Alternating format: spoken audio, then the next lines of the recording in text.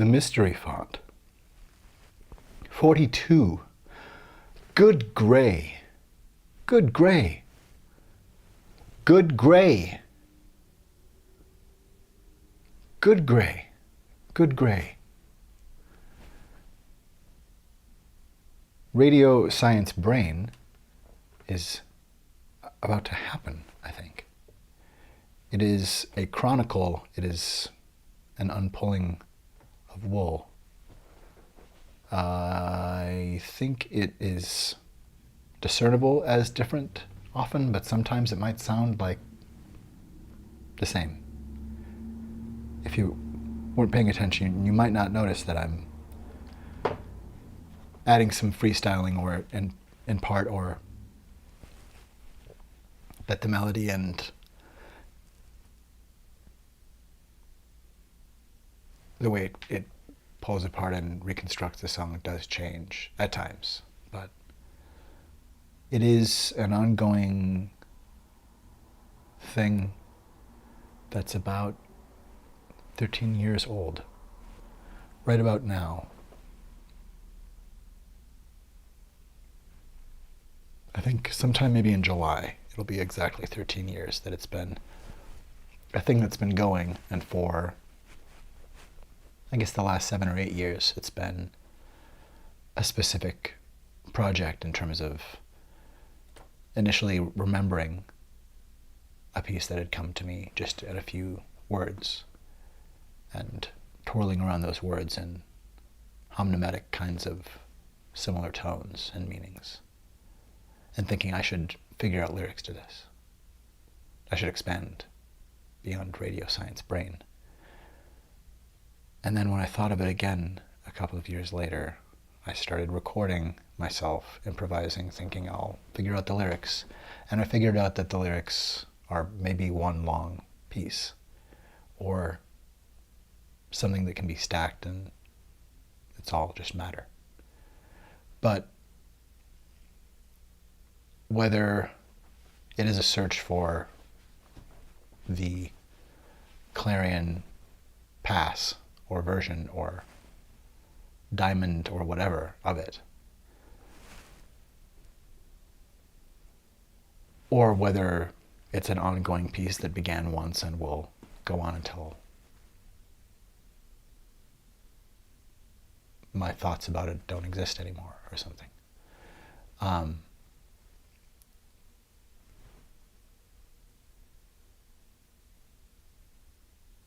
It is Radio Science Brain. It's a field of ideas and a game, and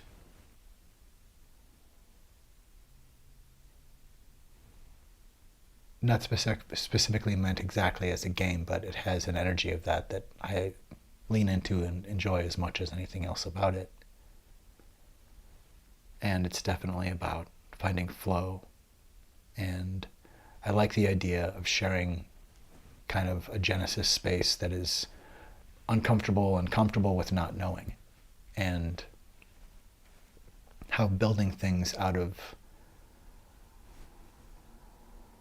the moment and in real time, and finding confidence with the ability to make mistakes up by learning how to ride the science of it, or to trust that I'm going to tumble until I find the way that the meaning makes sense for me. Or that my brain needs this kind of activity and intersectional kind of like coalescing and application. I think it feels like part of it feels like part of what I'm supposed to be doing in terms of applying information and making sense of the world, the emotionality and other aspects of music, the ability to conjure space and time and emotion and very particular atmosphere, and the way that words can have incredible precision if we're aware of what they're saying, and not just what they're saying that we want to pay attention to, but we're aware of their baggage and use that somehow too, or use it as a way to make the baggage a kickstand for the word that somehow claims its entirety holistically. That there are as many levels or ways to trust and verify how we're speaking and seeing what we're speaking for, towards what we're working to create.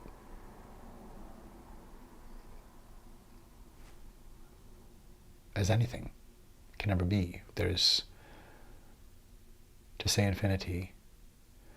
And so climbing this, knowing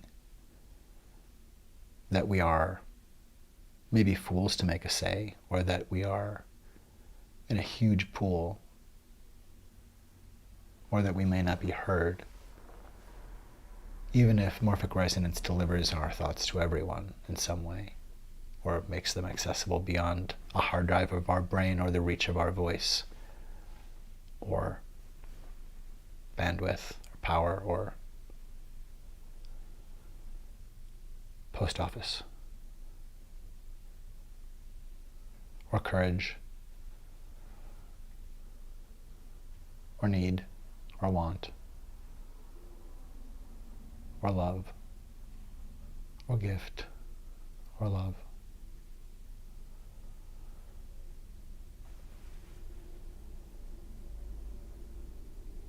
I guess ultimately it's just incredible richness that we can find. And so to say, language in terms of words and stacking them, playing with them in a way that is poetic and prosaic. Does that make sense? It probably doesn't. It probably smashes things together in a funny way. That's all right. This is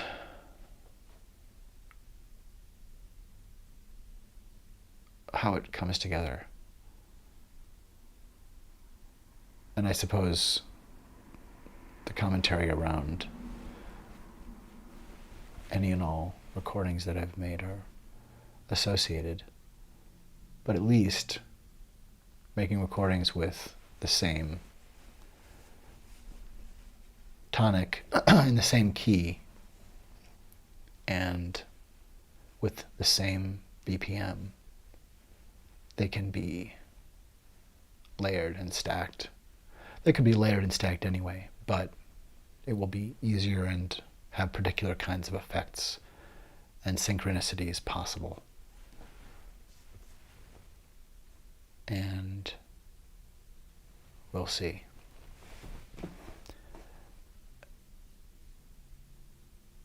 Anyway, it can sound like different things, and sometime soon I'm going to find and pull out the earliest recordings of the music, like the backing track or the original recordings of a radio science brain idea sketch or whatever it was, like my first just singing that 3-word pattern in repetition and offering in variations of alternate words that sounded like those or played with meaning.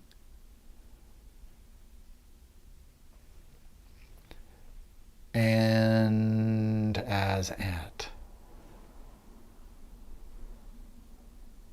at this point, I think the earliest recordings that I'm working with these days don't go earlier than 2015 for this piece. But they exist. I should pull them out. All right, this is the very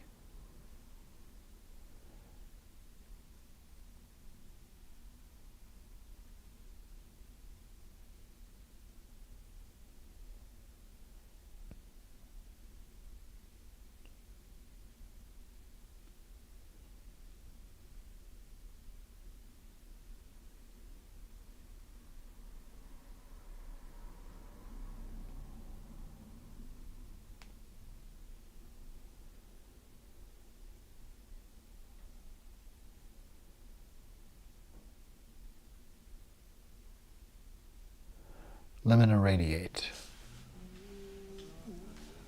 Limina radiate.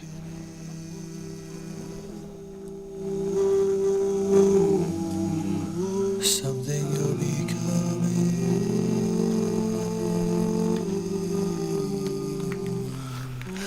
You're not pretending to mean you something.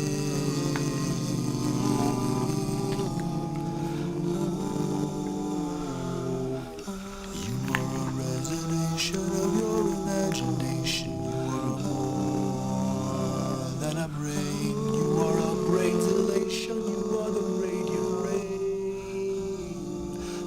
Parallel against hate. Parallel against pain. Radio science brain. Radio science brain. Radio science break. You are the radiation.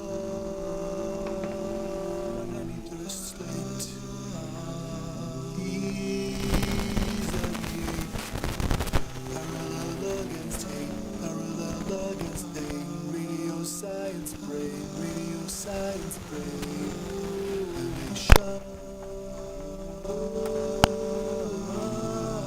You are the radiation.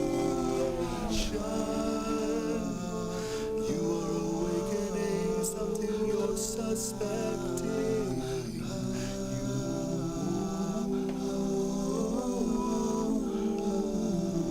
are the resonation.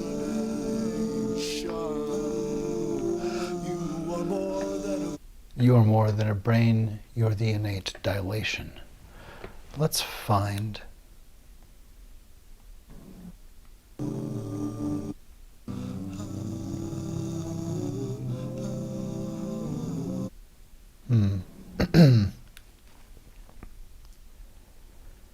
It is a very good option. Let's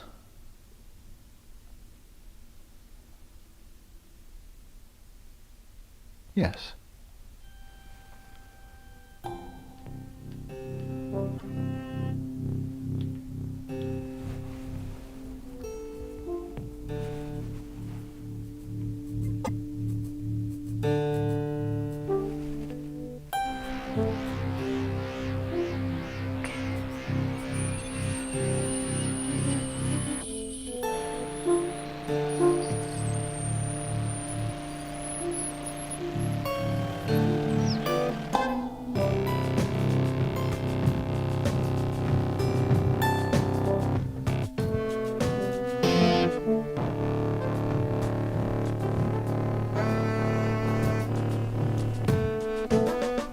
Limina radiate, imagination ain't the creation, the creature baked imagination ain't my name.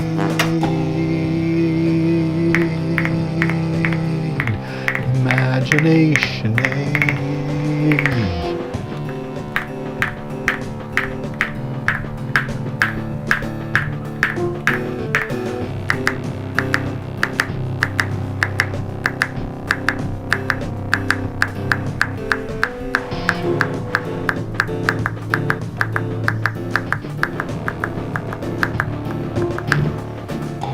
You are the radiation, you are the radiation, you are the radiation, you are the radiation, you are the radiation, you are the radiation, you are the radiation, you are the radiation.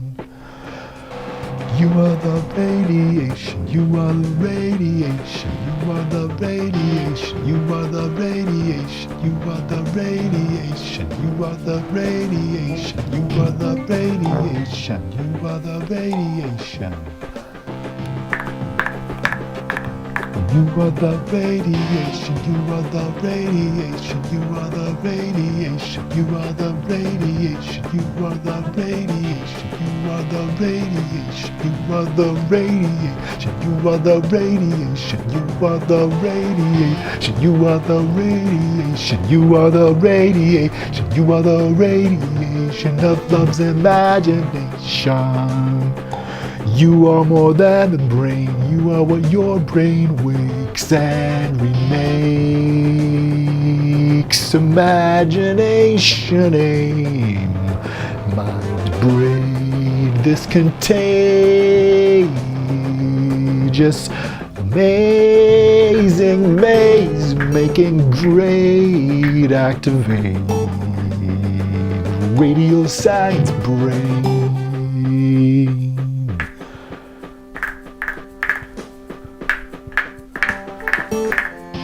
You are the magic game of your bandwave amazing ace.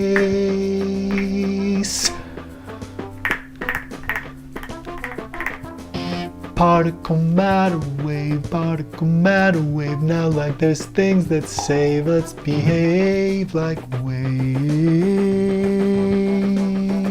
Let's become tidal wave, mind made this contagion, contain radio science brain, mind made this. Mind made this ache. Particle matter wave, we make a new substrate, we make it out of ache and ace remain. Ace remain, there's more to come again. Critical thinking is breaking us into knowing the knowledge we can deliver.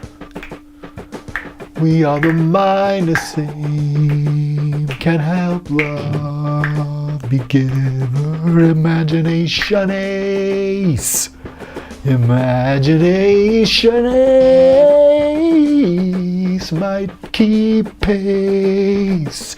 Love imagine it ways in and levitates. Imagination ace, imagination ace.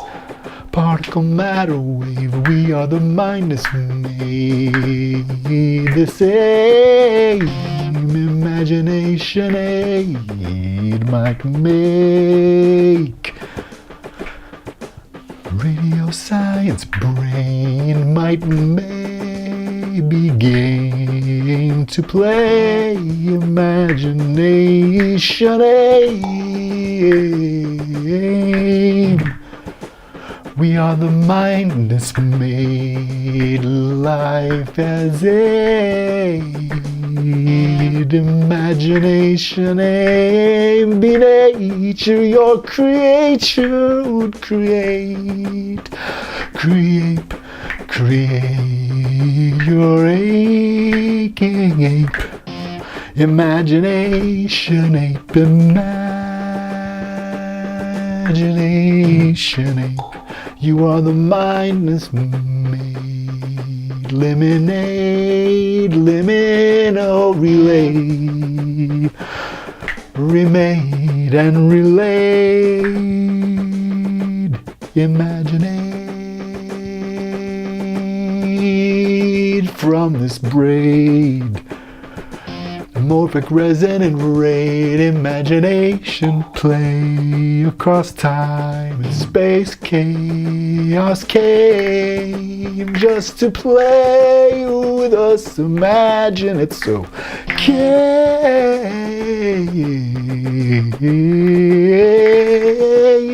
radio science brain.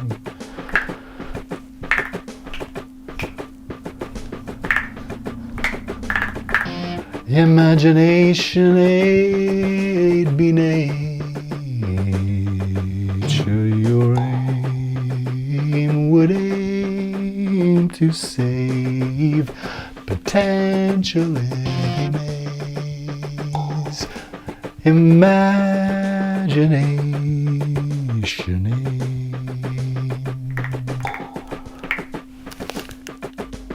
Imagination aid.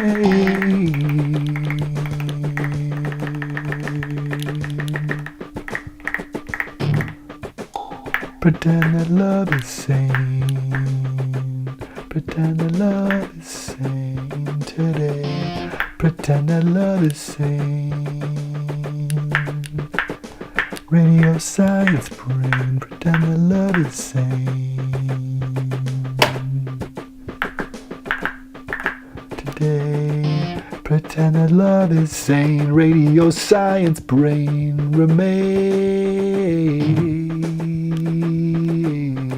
How come came? How love brought its parlay to partake, imagine.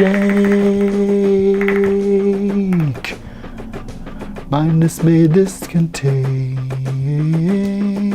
Lemonade, mind made this lemonade, mind made be made. Imagination ain't mind made. Imagination ache particle might be cage,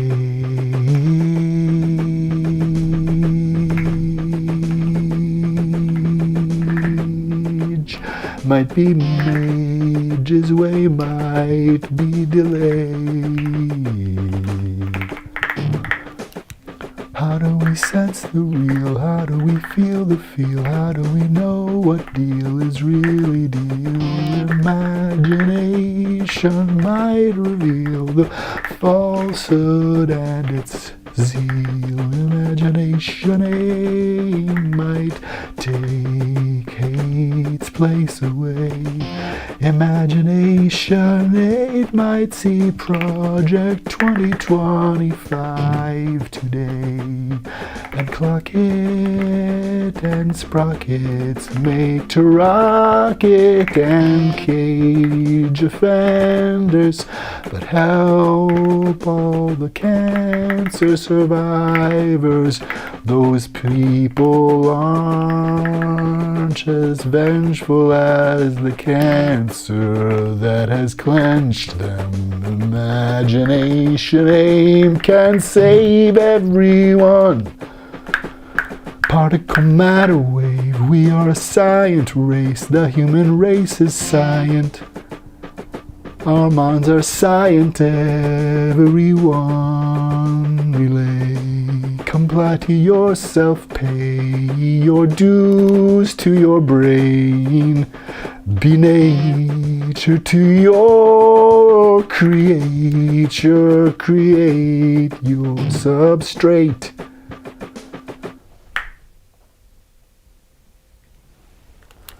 That is one pass through radio science brain.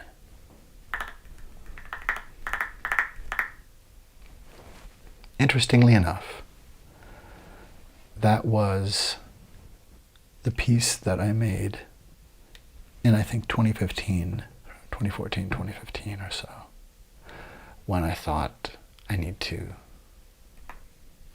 have a track of some length over which to improvise. And that 10-minute, some seconds long thing lasted me for a few years before I thought, okay, I have to make something else.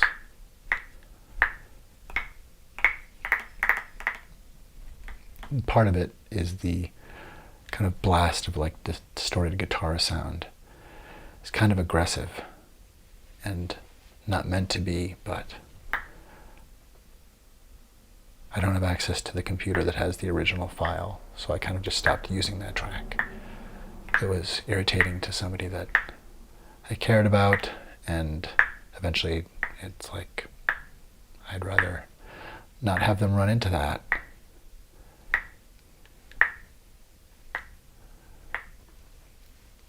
Like Paper Planes is dope, but also I could see where, you know, MIA doesn't whip it out in the PTSD ward, or, you know, in a place where people might be sensitive, so to speak.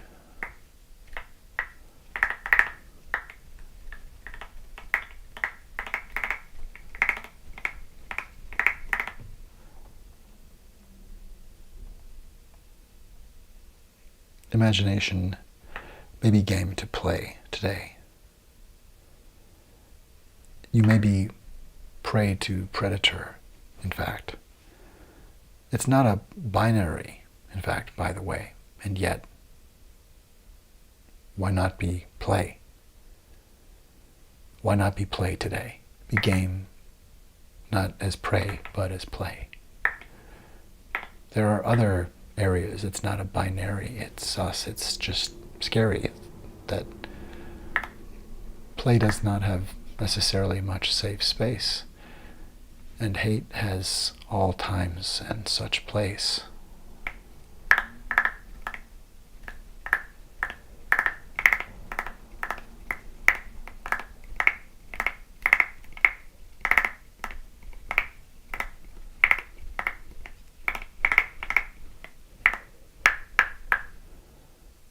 It is the mindness at the font. That's right. I'm Tim. I'm Tim Cameron. I'm host of the Mystery Font. And it's not always necessary maybe to say it, but maybe it is.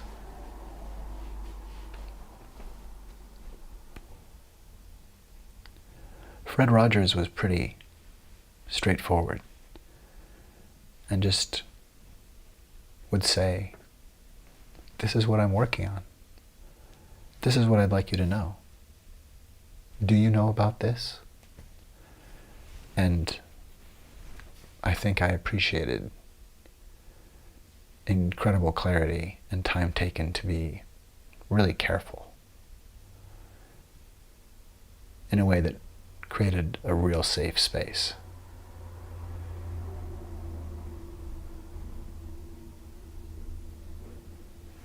That kind of intention is super important. And that track of Radio Science Brain with the cat, like that recurrent blast of guitar noise, it can be a lovely sound for some things, but also in a way it's there. Sometimes it feels like we embrace sounds in a way that's like internalizing violence. Like, oh yeah, that's the world. Yeah, right? Oh God, I know, right? And it's like, well, how much of what's striking and compelling about it, and again, these aren't binaries, but what's compelling about it? Is it compelling in terms of it being a thing of trauma, or is it, I don't know. Ultimately, is what I'm trying to say by putting that in there, not like, oh God, wow, that's really intense, like that part of the world, right? But am I actually trying to like deliver something other than that? Without having to say like to share something, to take someone somewhere, do I have to mention all the places I don't necessarily want to take you? Or fill up space with things that aren't necessarily mindful and create distraction, like a barrage? And if I'm trying to take people out of a barrage, when do I let up on that myself to like stop hiding or something? Maybe. Those are just thoughts that come to mind around this,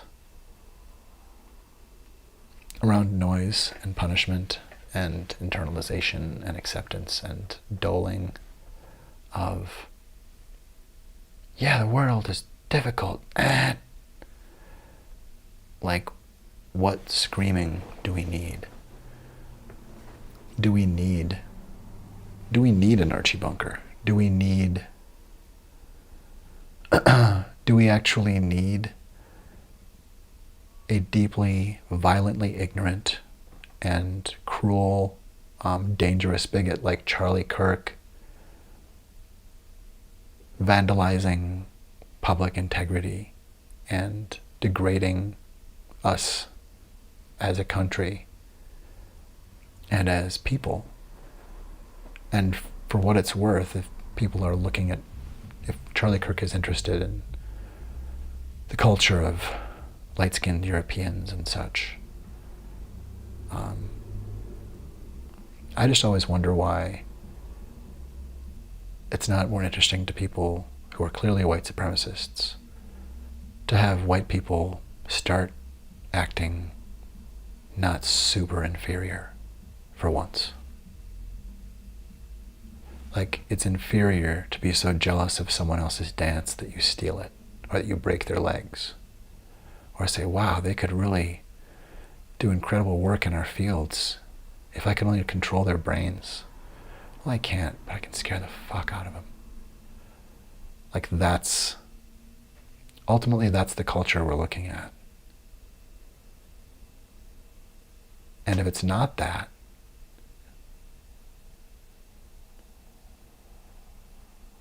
then sometime there should be a generation like maybe this one, maybe right now, since we really have begun, that we actually take on processing our American apartheid. Because the real incredible cowardice of a ridiculous,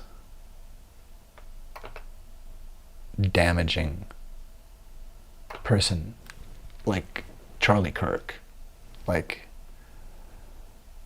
Ron DeSantis.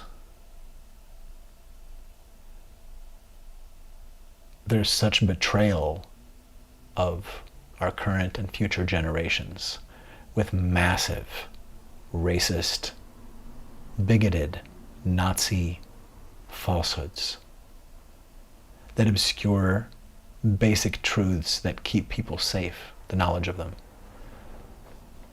Like, we don't remove the history of Frederick Douglass from a textbook because we don't want to doom kids to have to fight those battles again, or for those victories to be erased.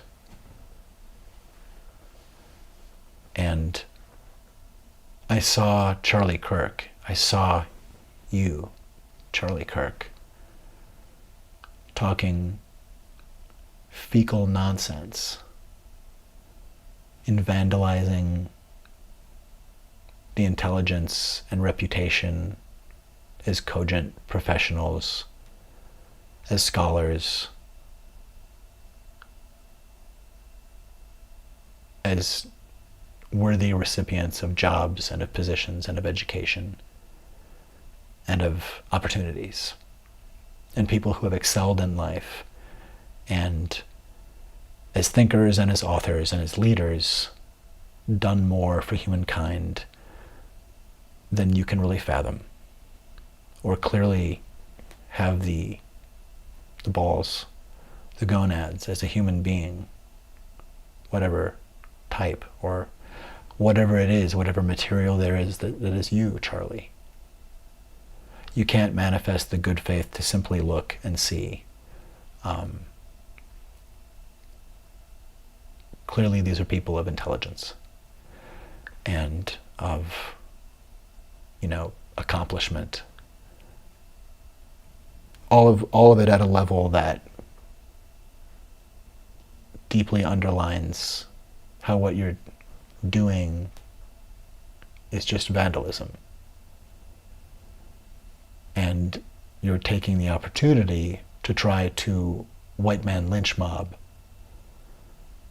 reality distortions into being.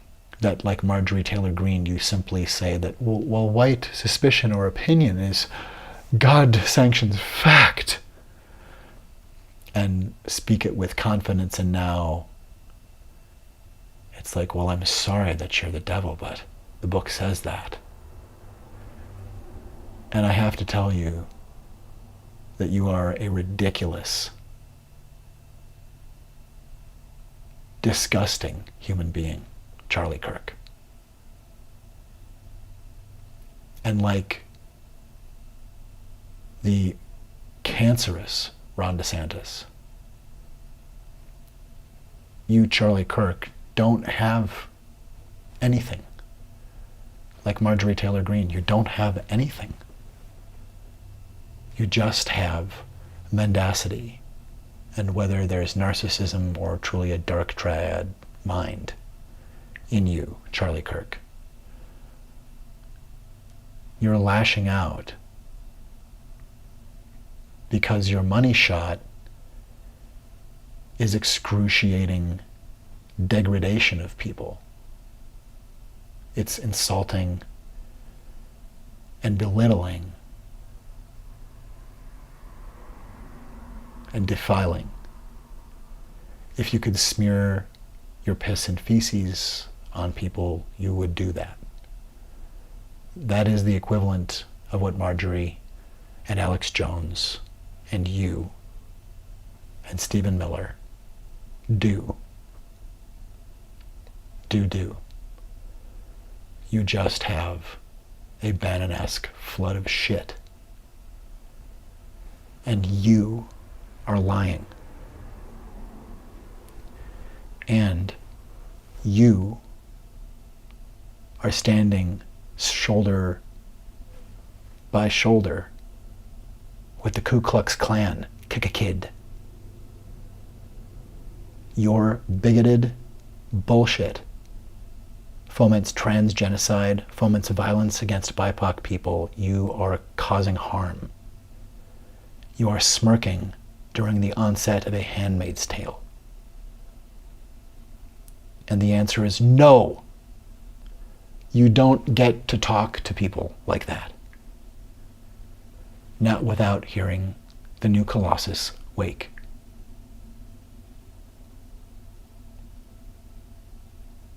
I think that's what spurs you on.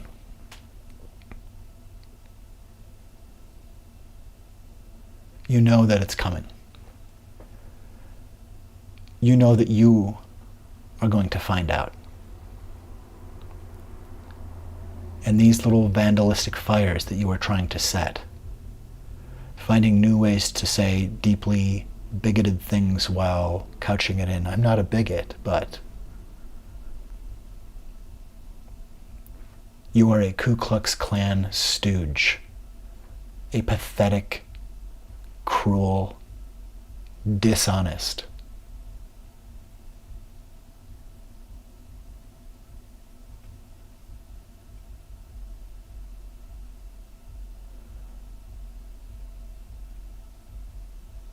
and I'm sure a very terrified person, but definitely really incredibly weak and very gross. The way that you position yourself to win with people in situations that are shooting fish in a barrel, and how you position everything. That's all you're doing.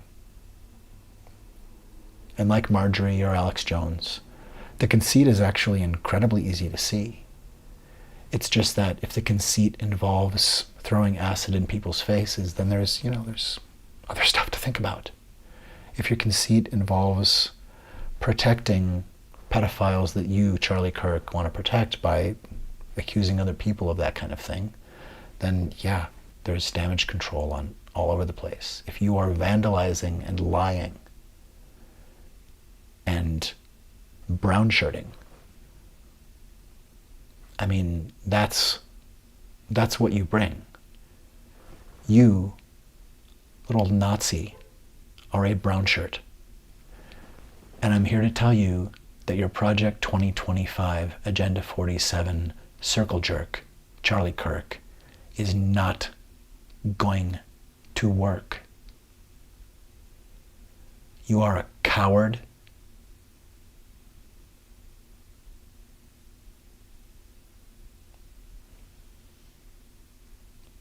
And we are waking up.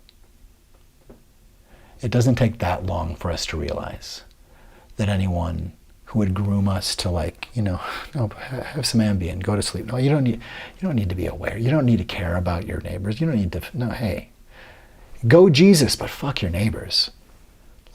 We wake up eventually when we realize that it's the predator feeding people roofies and pushing pills down people's throats.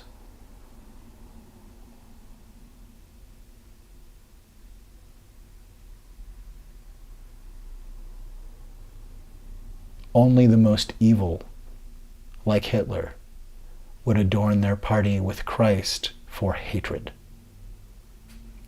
like MAGA does. These white nationalist buffoons and attackers.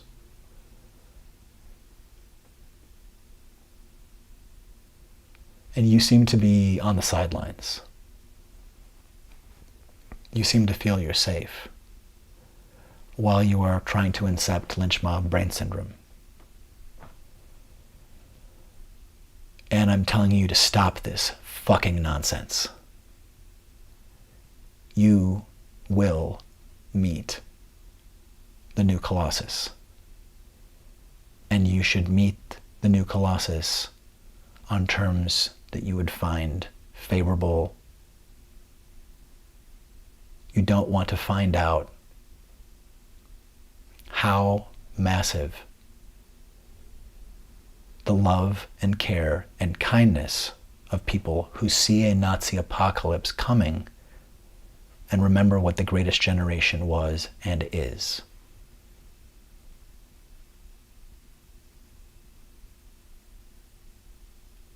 You fucked around with the wrong planet. Charlie Kirk and your boyfriend M. You and M. And the real fakes aren't going to have the Charlie Kirk circle jerk you think you are. Get ready for accountability. Get ready for therapy that can help you through the big feelings that you are instead inflicting upon other people. Get ready for the love of human family that shows up when someone even as depraved as you apologizes to the global majority and to humanity and comes to the table without your fucking cancer. You scared little baby boy. Baby, baby, baby. Little kid.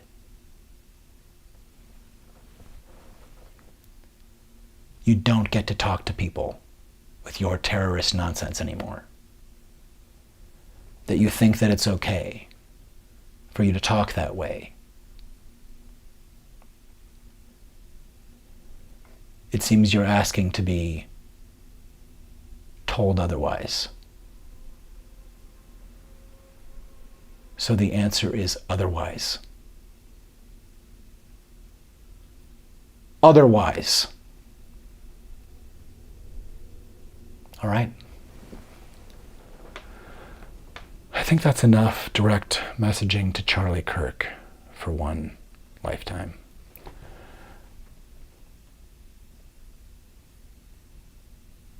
And good radio science brain to you. You know, sometimes it seems like the intentional attacks on fact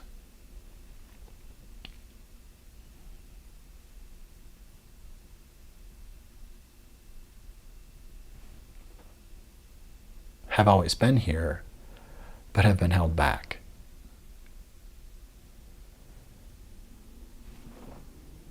It seems like we're in a stream where the consciousness brings the idea of malice or of they're different, well, let's get them, as opposed to they're different. Hey, calm down. We just don't know those people. Let's say hello. Hey, you guys from, I didn't recognize, I didn't realize it was you in contact. Hi. Like, we're not always ready. And we're not always cognizant of how, like, in our little insular little, I don't know those, they're not from our apartment building. Oh, that's we have a natural thing in us that does say, like, go inside, stay inside. Like, they're new. I don't know that, like, even those of us who are gregarious potentially and like and love to connect to people, there is an inclination to just like a hermit kind of thing that says, it's easier to not try. It's been a long day. And there's also the fear of difference. But navigating that, just like knowing that if you like skin your knee, like you can still have a day, unless there's an infection, like we need to know how to deal with these things. We need to know how to deal with feelings of like, oh, I'm scared they're acting super different. Like, in fact, that seems aggressive. I don't know. Okay, well, let's figure it out. Having critical thinking skills and kindness and empathy, the whole point of inclusion and bringing equity to manifesting equality and to life in general and to appreciating and fostering and understanding diversity is so that we're kind and so that we're treated kindly, so that we can advocate for ourselves in a context where we know we will be heard.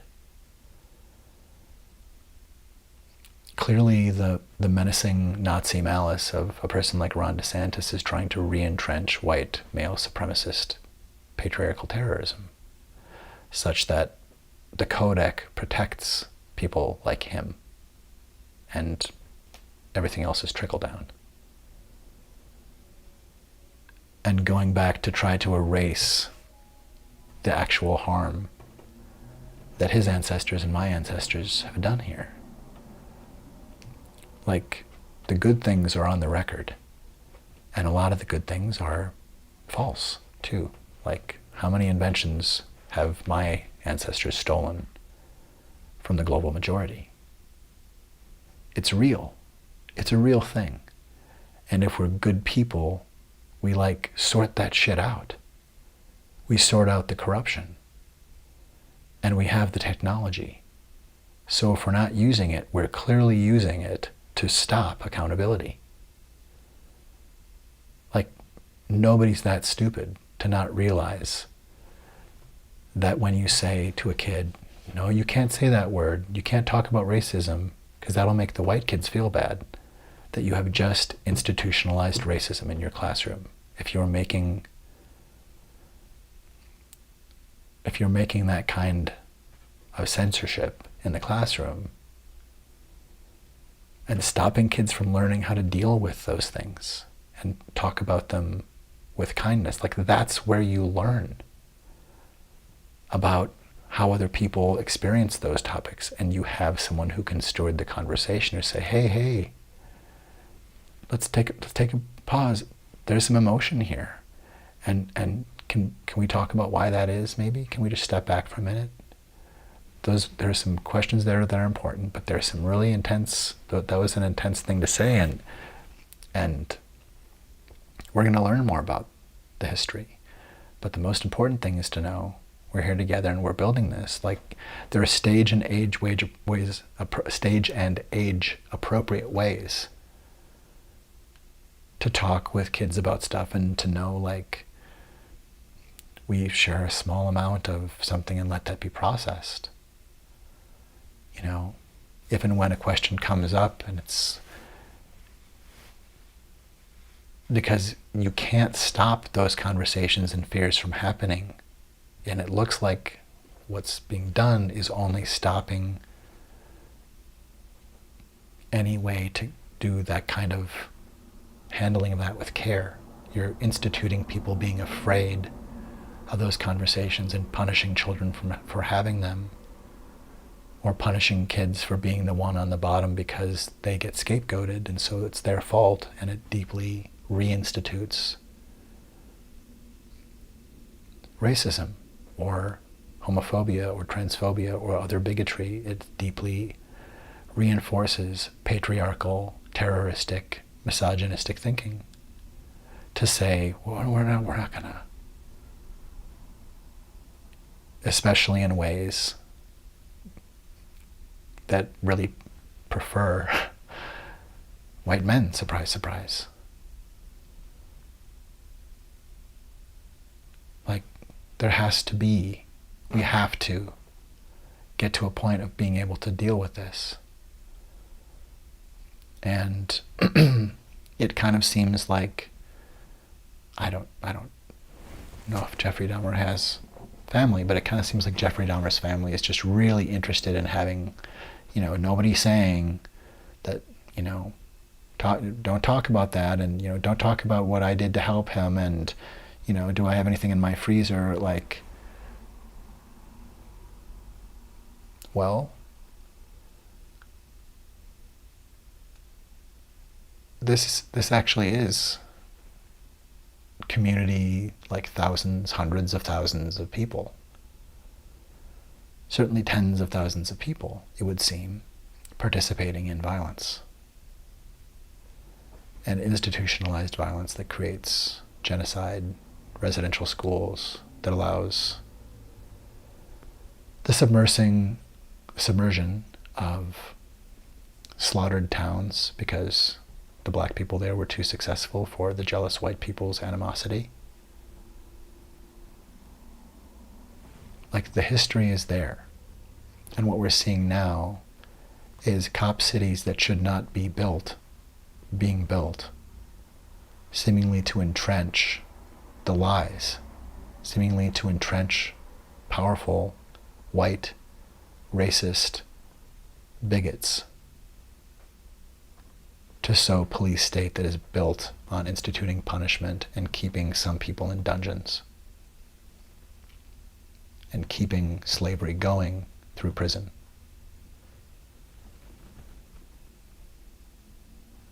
And if it's real that Cop City is not just happening in Atlanta, and that the very clear corruption of how people holding the Atlanta Cop City accountable are being treated with criminal acts from the police, and acts that don't have accountability, acts that are harmful and fascist, and so police state.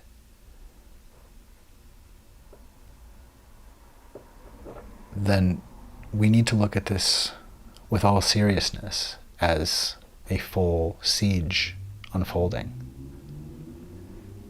The news media is not addressing this, and is not addressing the threat that Trump faces in a way that is cogent and consistent. If the news media were one of the presidential candidates, or being assessed in that way, we'd say, well, when they show up, look at a channel. Is this channel cogent?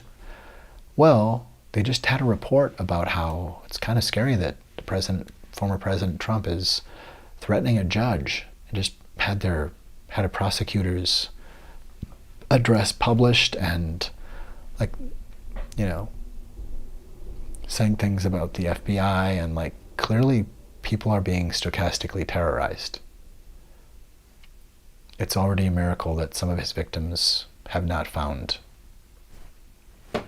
have not met their end. But to do that,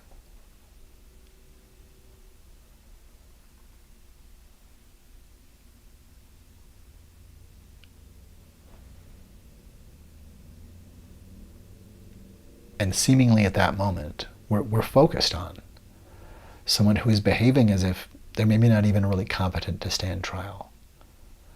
They're so far past seeing a judge and a court and a country saying, you're scaring the shit out of everybody.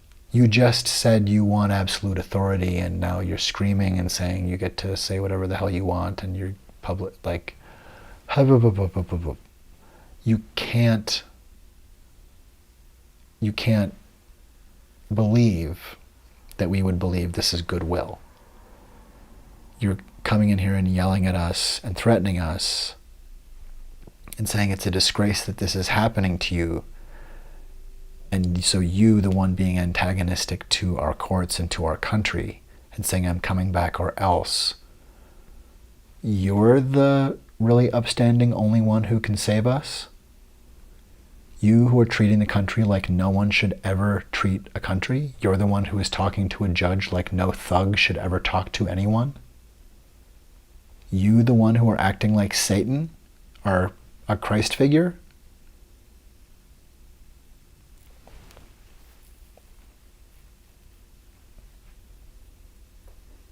And then the same network has a town hall, and Trump is there, and they greet him as if the previous show in which they were playing footage of him that where he was, God, he's really the subject of, like, he's out of line. Is he crazy? Maybe he does really, he's just coming back to end this coup, like to take over. Holy shit, what? Oh my God, now it's the next show, and they've forgotten about that. It's the town hall. It's, hi, Mr. President. Well, Mr. Trump, let's, first question, and so what do you think about this? And hey, you wouldn't be a dictator, would you? Where there's really there's really a sense of like, has this been edited out of sequence, or are some of them his friends and some of them not? Do some of them not know about what he did to the judge? Do they not? Does the town hall crew not get to know about the court cases? Because otherwise this deference that keeps showing up wouldn't be there. We wouldn't be entertaining, like, as first priority, well, yeah, Mr. President, welcome to... At what point does someone need to show their diabolical hand so that we say, okay, we have 50 minutes. First question, how can you say you've done nothing wrong? We'd like you to spell out 3 things that you've done wrong since Election Day 2020 until now. In good faith, not jabs, not jokes, not, oh, I should have fired him earlier. I want 3 things that you've done wrong.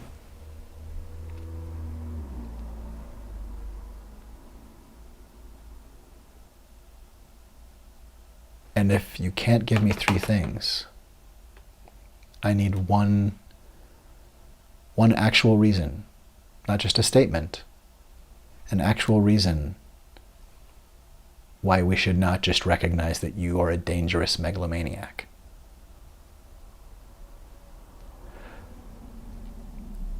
Like the cognitive bandwidth of someone who is clearly an insurrectionist and should not be saying, hey, can I run? Like, we haven't even sorted out what you did. And there's already such incredible dishonor and not just scandal, but destruction and havoc and fear, like terror that repercusses in our system, in our lives, that dampens our ability to think. There's such dishonor in that. But we have to see that we are in a reality distortion, like an ongoing flood of distortions, that we just kind of keep going with the tide and not saying, like, this is way, there's so much shit. It doesn't matter that he can get through a press conference of 5 minutes of people glaring at him and saying, I did the right thing, and leave. And it doesn't matter that he doesn't crumple. He doesn't have an engine of empathy or of humanity that would be harmed by those things. We have to unbuckle our assumption that he comes in good faith.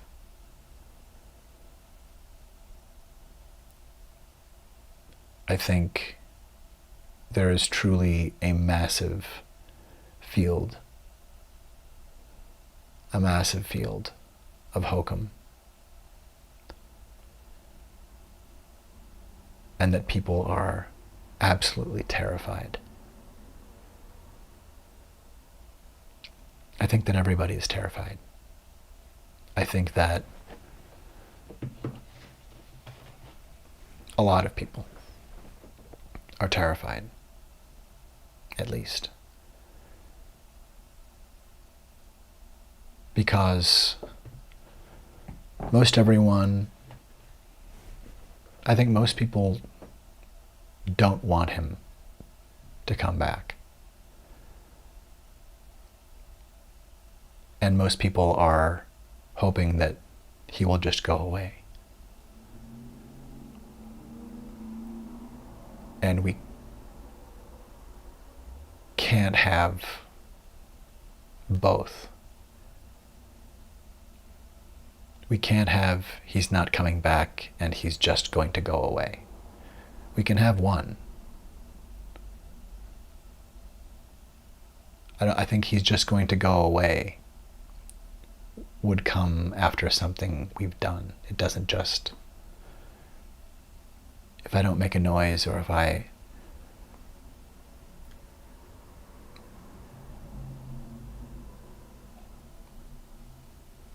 dark triad predators who take the time to insert themselves into office and face the excoriation for being obvious, essentially dry murderers, to be havoc in office, showing such degraded hatred and contempt for humanity as Marjorie Taylor Greene does, bringing this kind of animosity that is ready simply to take over a government,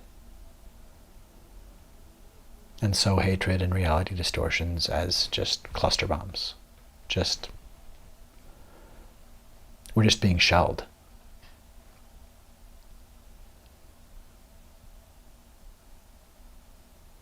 We have to recognize this for what it is. That the every day is 1776 drip, drip, drip, drip, drip of acid.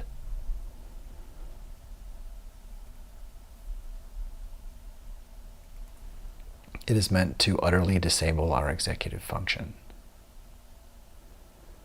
And whether by self-soothing, or by flow, or play, or music, or art, or self-medication, or healing, or exercise, or sex, or anything that brings joy, through food, through connection with others, through swimming under a sky. Care for you, because with your mind calm, if you can not just stand being alone in a room with you, but if you can foster sometimes a pool of calm and meditate and really go deep enough to know that you're safe and have sorted out what fear you're feeling, a bit of it, enough to calm you, to remind you that you belong and that it is going to be all right. That can allow us to see more clearly where the threats are. And I think that what's difficult is there can be a cycle there of realizing there's a threat, and then it's how do we pilot like maintaining executive function once we realize, oh, our returning executive function has pointed out a threat. Like, oh God, I think that's where we've been, is that like we're coming in and out, like we're constantly, like trying to come out of this swirl, but it keeps like being pulled back into, every time that we're like, okay, get my handle on this, it's like, whoa. We have massive distortions in our field of reality and huge tears in how we used to connect and talk.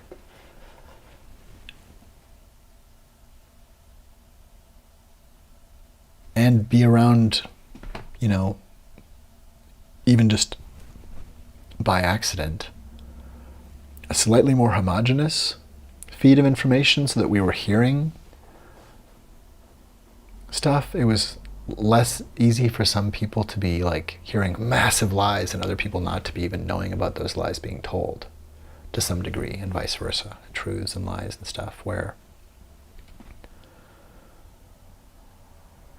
and especially if people have been unbuckled from needing like factual information. That's the difficult thing in part, is that the cult of personality of Trump has people simply just in full magical thinking and taking him for Christ or chosen or that whatever he does, no matter how terrible, is beautiful if he did it. And because he did it and it was the right thing and he he's fighting for us. All of this like saying that he's a good man and that he doesn't lie and that he cares. Just the strangest, most incredible hoodwinked thoughts. Like Charlie Manson really cared for the family. He just...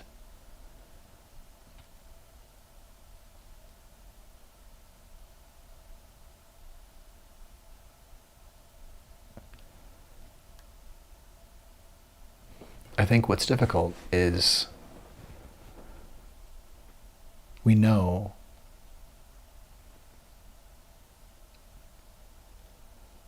that people who are being convinced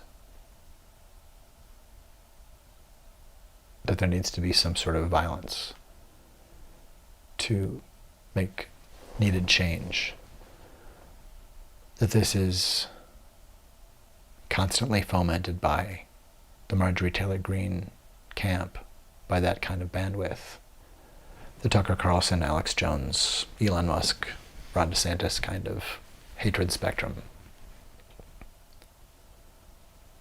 The recloakers of the Matrix and the kind of Koch brothers, party of manifest destiny and environmental terror.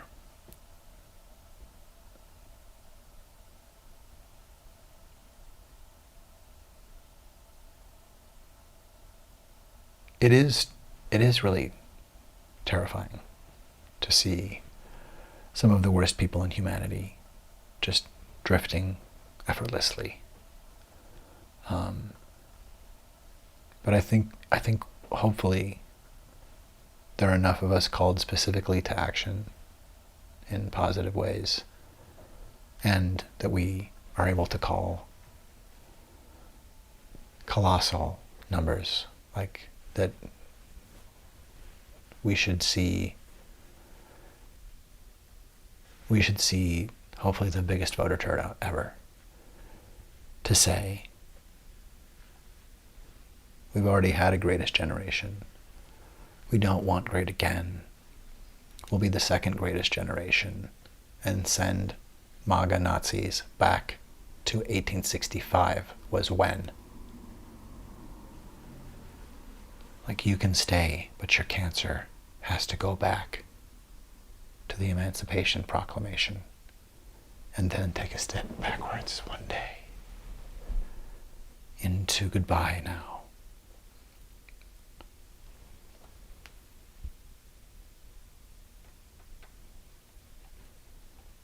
It's not really a question of can we afford reparations or can we afford to try to process our apartheid and be honest. It's the only thing we can afford. We can't afford anything. We can't afford not to. If we're not just terrorist liars and the victims, then we have to process our American apartheid for the good of everyone. Not the punishment, but really the good. Imagine if on the street 15 years ago you would have asked some Trump voters, do you think that people could be convinced to vote for someone who said, yeah, we should suspend the Constitution,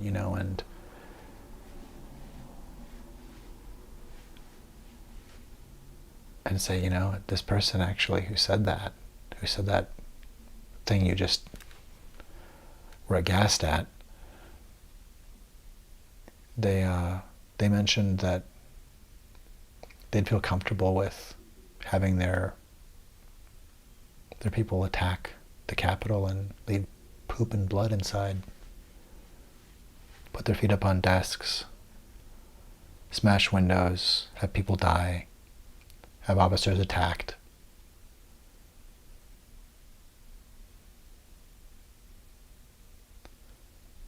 And just watch it on TV and refuse to stop it. And then finally to stop it and claim it was terrible, and then claim it wasn't, and then claim he did nothing wrong.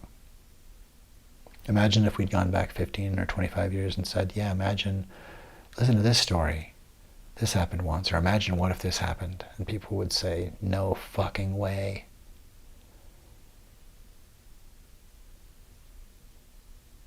If George Herbert Walker Bush or Ronald Reagan had said the Constitution is a piece of shit and I'm just gonna get rid of it. And really? We wouldn't? I think that there are things that the disgraced former president has done that would be career enders and would cause court cases immediately.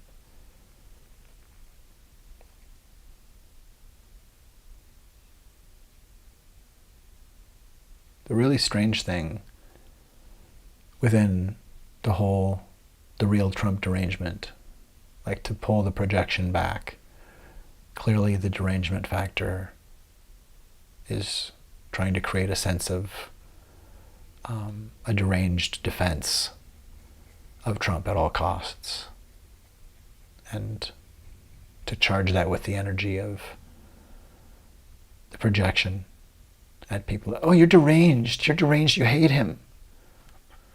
That's a kind of a shocking and edgy attack that kind of made me forget what I was going to say, but like it's all just meant to be caustic, and it's all like firecrackers and cluster bombs. It's all smoke and fire, and some of the weapons are realer than others, but they're all essentially, in part, there's no attempt at good faith discussion. Like, we're way, way far away from that. So we're not able to build anything or try to hold people accountable.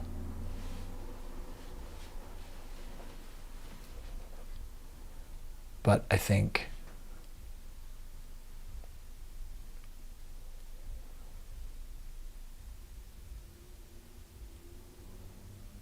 it's pretty demonstrable.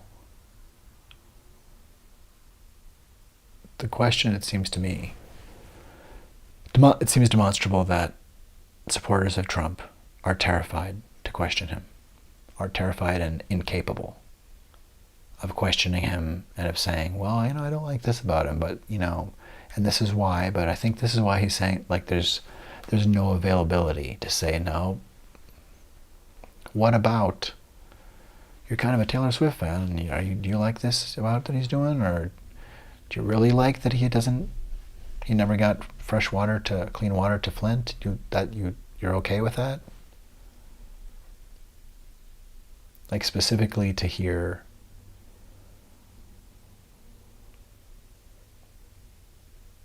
and the whole thing is framed so much. It's framed with derangement and you just hate him. Again, as a projection, the idea of there's no possibility of good conversation here. Like, well, no, I'm not saying what I'm saying about Trump because I want you to stop listening, or I want to stop listening to you, or I am deranged and I won't listen. Like, yeah, I feel strongly about stuff. Clearly you do too. But the MAGA stuff is typically just meant to be emotional cluster bombs, to hurt people's feelings and make them scared so they don't know what to say and lose their train of thought and just start coerced and terrified. It's just playground bully, lynch mob, brain syndrome nonsense.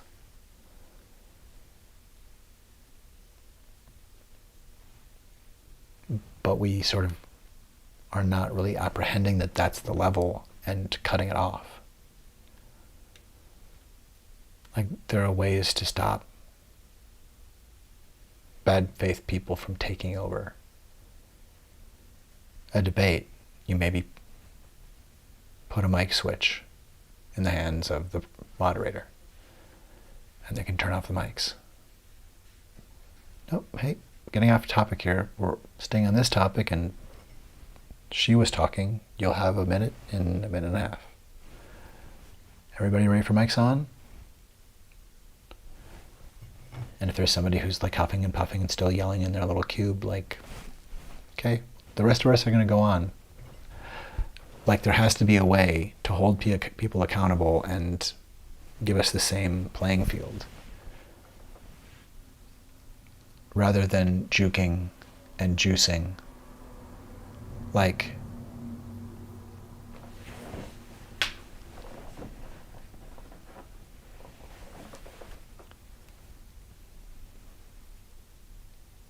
watch, with every blip of anything that happens, for at least it was happening for a long time, with any news of Trump court cases, most of the time in which people would be actually discussing the meat of it and talking about the real crimes or findings, especially if there's revelatory material like, oh yeah, they showed video of him talking to her and meeting her, and it's weird. I mean, they had their licenses out. They were comparing photos. Like, he's met her. He knows who she is. And then, like, just hold fast that you don't, we've established this. And not only do we not let him lie about that one again, like, he starts that lie, we counter it. Well, no, when we counter it. And no, when mic off.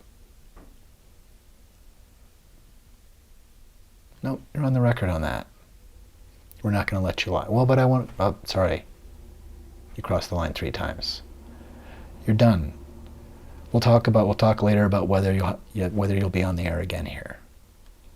Like, if there are not limits. But the problem has been that with news about court cases, instead of having really incisive discussions and informative discussions about what happened and the veracity of it, so that people who are being lied to by him, or who don't know, or any of us, can hear and have the facts that back up and say, this case really was important. It would be ridiculous to say, oh, we should wait on this until the election or until after he's president. Anyone, no matter who they are, should be tried for this. This is what, this is distinct from, like in the case of the documents, the multiple documents and horrifically secret ones that Trump stole, as compared to documents that other presidents and vice presidents and officials have taken with them by mistake or on purpose. Very, very, very, very, very different.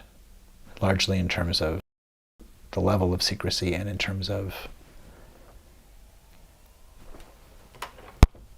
the level of secrecy and in terms of the continued withholding, having been informed, like you've been informed, you took documents you shouldn't have taken. And instead of immediately finding them and returning them and saying, oh, I acknowledge I'm not sure, let me check on that, well, let me figure this out, we get back to you, in good faith, we sort it out. That didn't happen. He denies that he has to send anything. He refuses to respond. They say, this is a serious breach. Like, you can't hold those. You have them illegally. And these documents, which we believe you have, should never have left the room they were in. No one has the authority to take those. Months go by.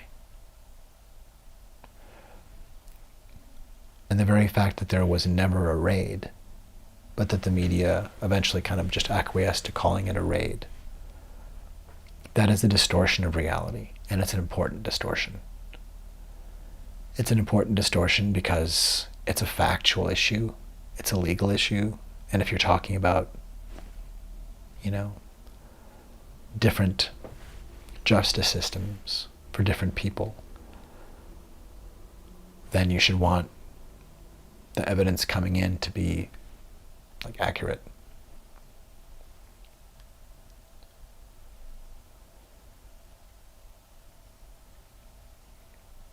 We're in real danger because of these reality distortions and because so many people have been entirely hoodwinked to full confidence.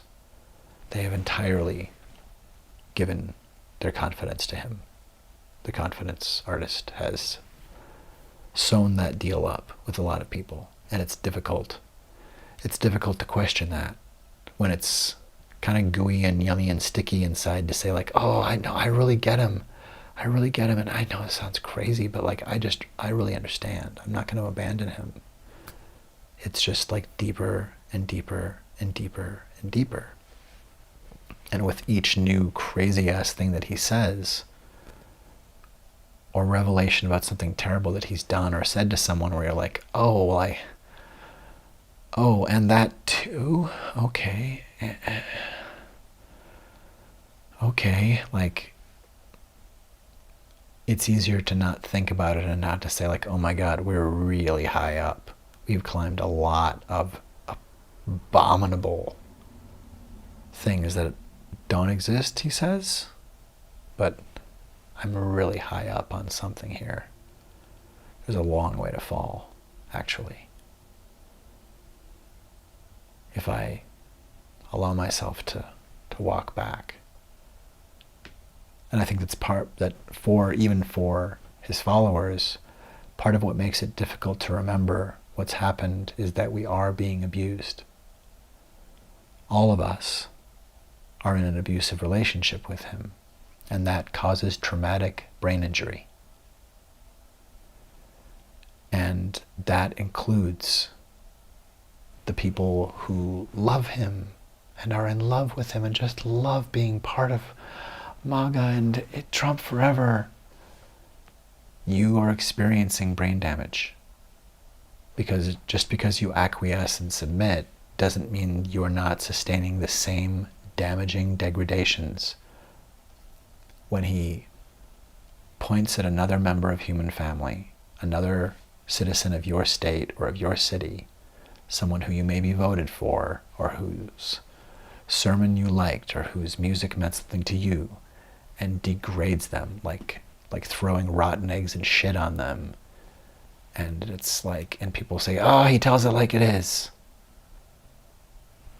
Like the degrading, defiling,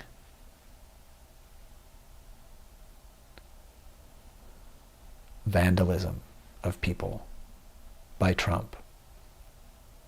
That kind of, those dominating terroristic displays are really awful. Those hurt people. They don't only hurt the people that get yelled at or made fun of as if they're worthless. It hurts everybody around them who see that abuse, and it's like, oh God. Everybody absorbs it. And you absorb that, you absorb that the threat is to everybody. Like, whoa, shit, oh my God, he does that to people sometimes? Oh, and now he's being nice to me. Oh, okay, I guess. Whoa. Oh my God, he's mentioning somebody I know in a speech. Is that, okay, he didn't say they're terrible or a liar. I guess I'm okay. Like, he's constantly weaving controls and terrors around people with what he says and his acts, putting people over embarrassing barrels.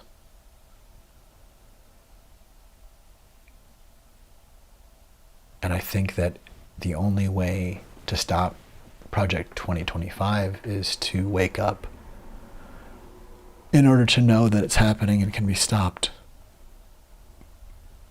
And if you are not woke, then wake. We will carry you, but our backs are less likely to break if you yourself are woke enough that you're not prey to predator that day, but instead can play and run with us and carry and make a say and not add delay, because we don't want to leave anyone behind. When the Nazis say, "Today's the day," we'll say, "Fuck you, Project 2025. Your Agenda 47 is going to jail and then prison."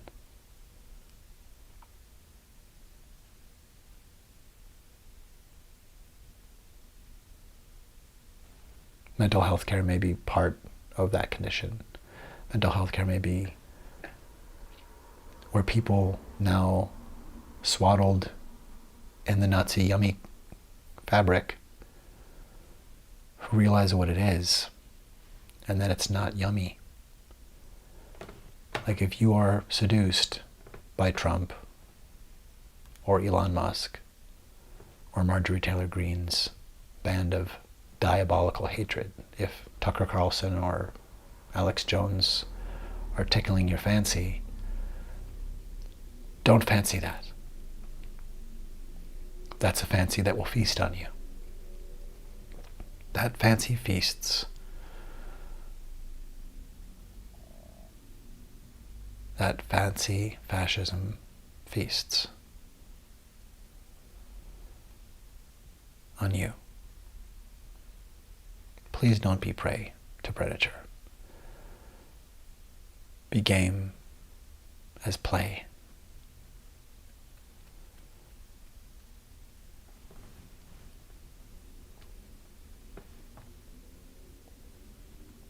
The mindness and the kindness.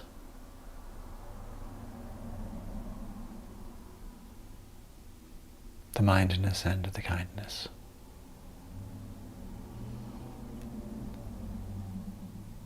The mindness and the kindness made me say this. You know that you're in an abusive relationship, right?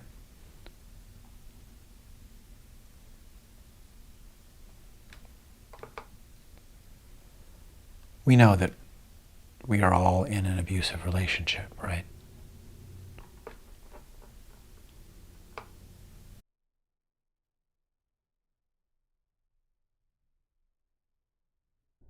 You are in an abusive relationship.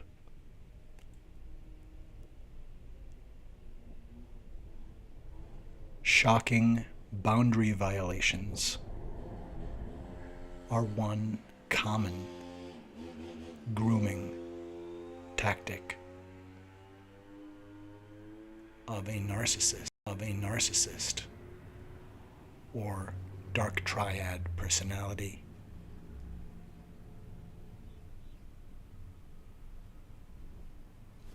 If someone in your life points into a camera knowing you'll be looking at the view screen and pulls their finger like a trigger, looking into your eyes, saying, "I could shoot someone in the street and not lose anyone," it is a good indicator of a bad situation. You are in an abusive relationship.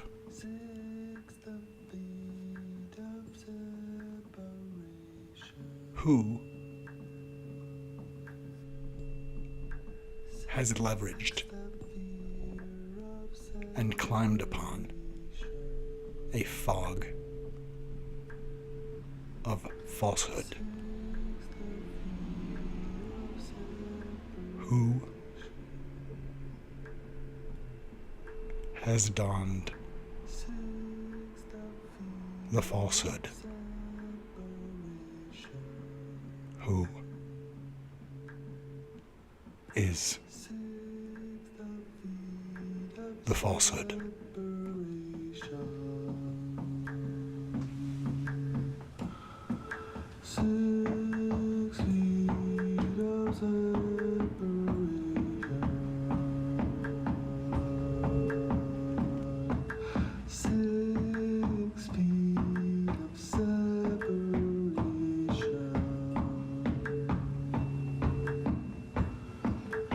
6 feet of separation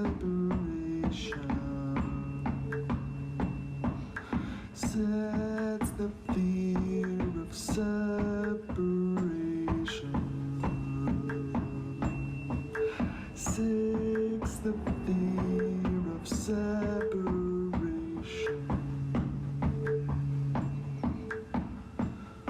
He didn't mean to cause a panic. He didn't mean to cause a panic. Prepared people can plan and plan quick. He didn't mean to cause a panic. He meant to draw iceberg Titanic.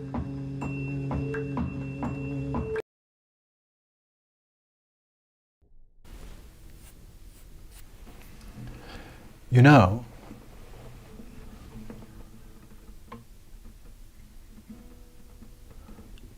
there's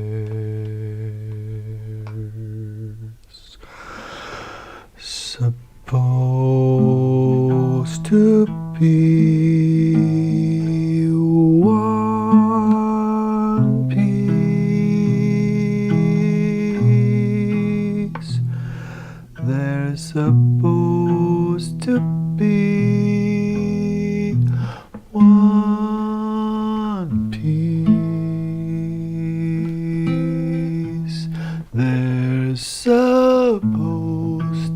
be one piece.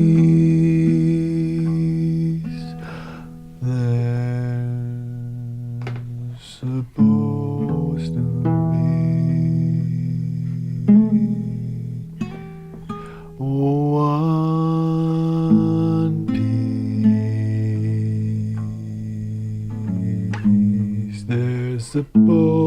to be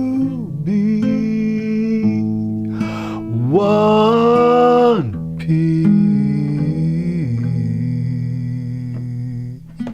There's supposed to be one piece.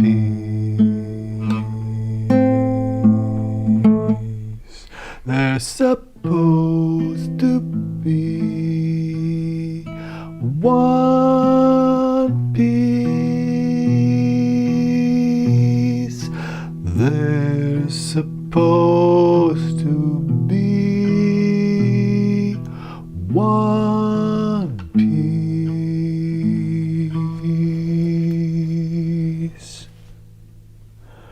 There's supposed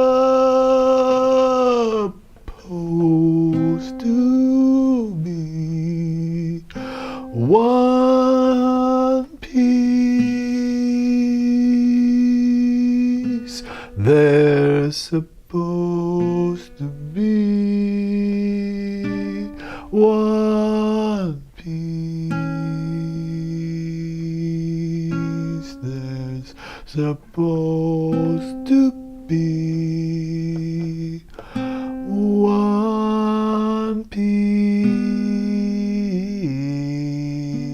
There's supposed to be one piece. There's supposed to be one piece. There's supposed to be one piece. There's supposed to be one piece. There's supposed to be one piece. There's supposed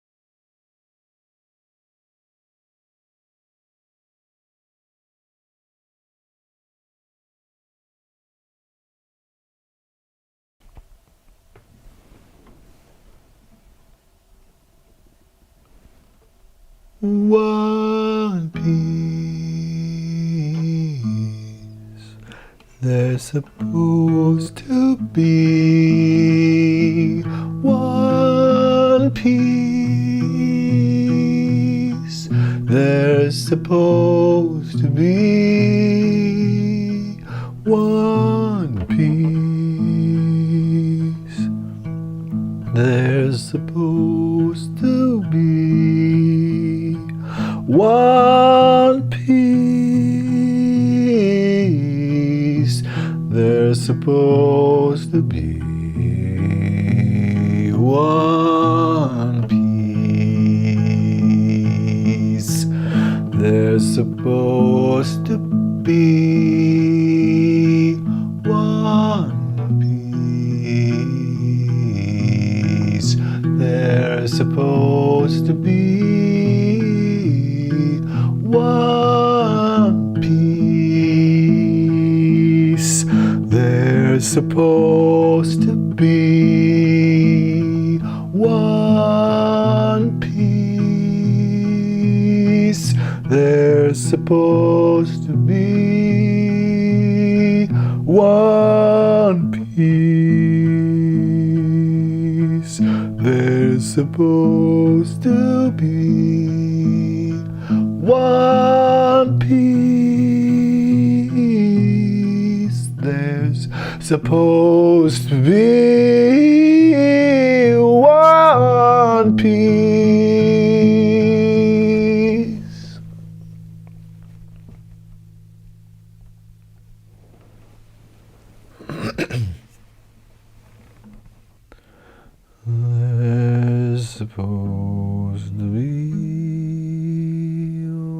one piece. There's supposed to be one piece. There's supposed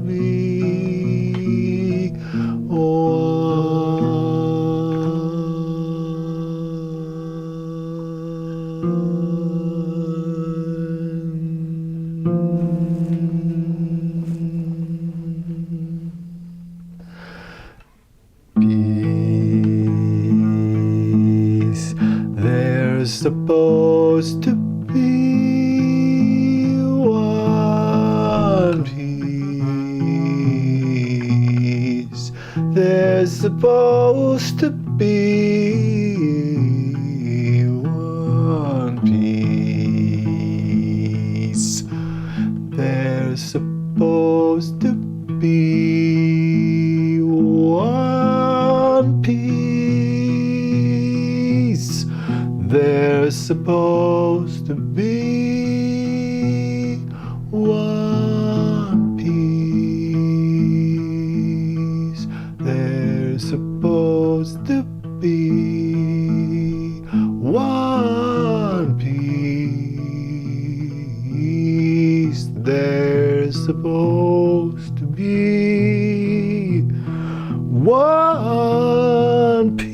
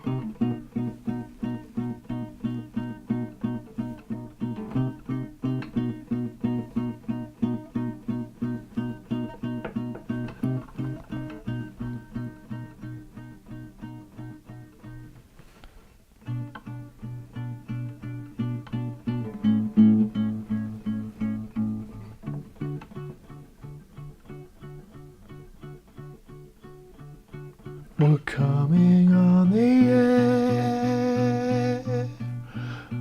We're coming on the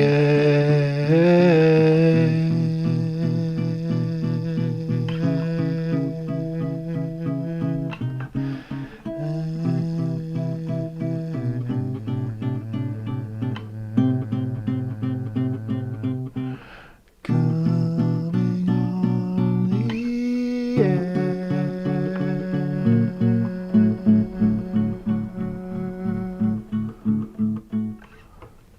We're coming on the air. We're coming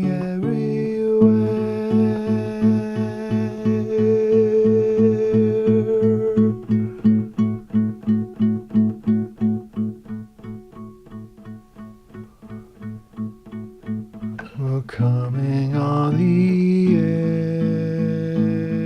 We're coming everywhere. We're coming on the air.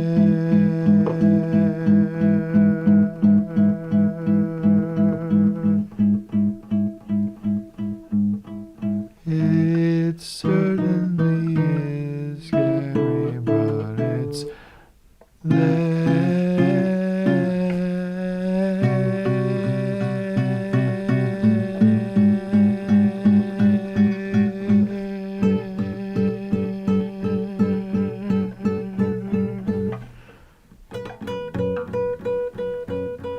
It's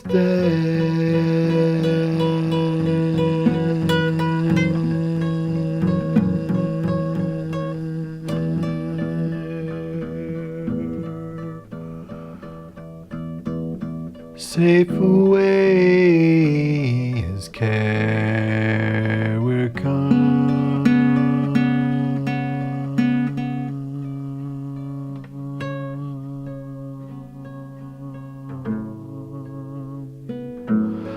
We're coming on the air.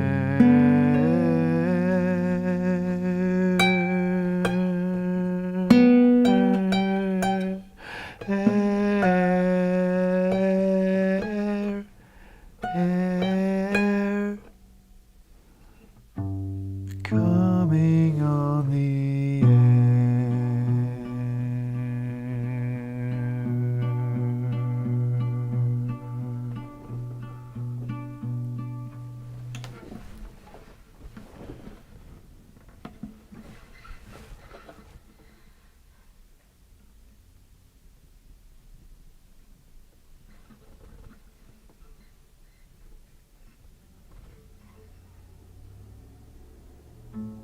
Do you think that he ever meant to scare?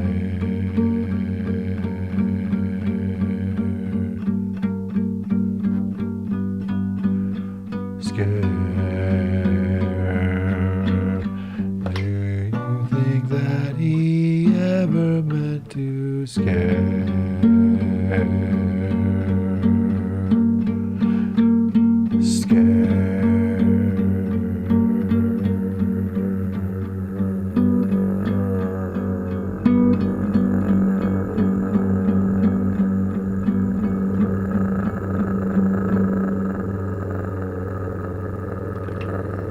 Coming on the air. We're coming everywhere. We're coming on the air.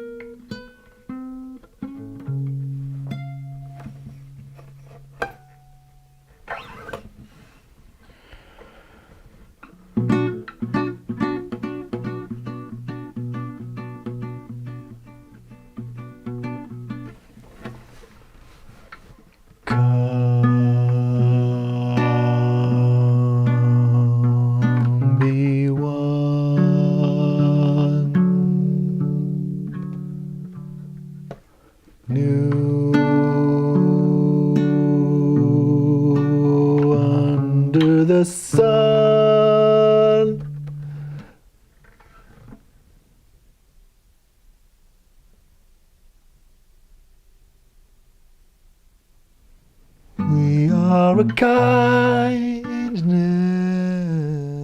come. We are a kindness come.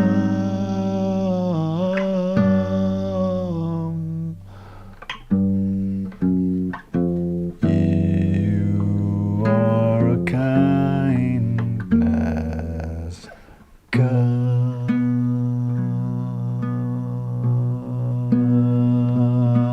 Be one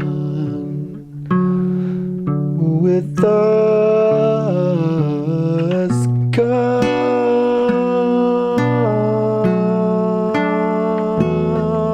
Be one. We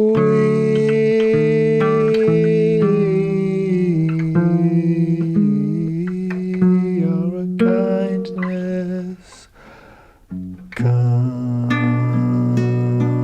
Our kindness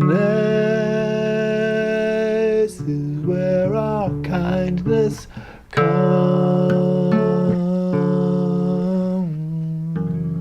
from.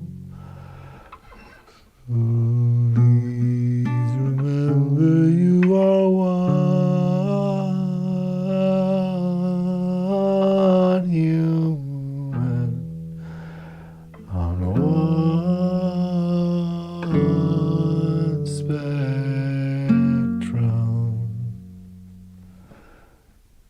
You are a kindness come.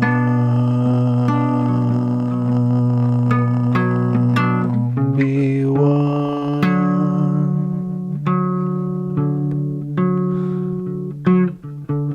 New Colossus walking. We are a kindness come. We are a kindness come. We are a kindness with every symptom.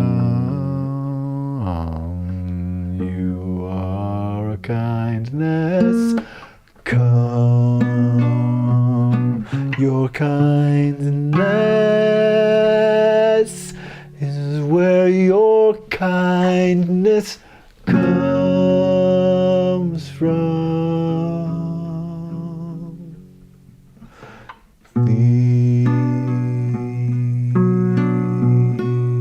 Please be one.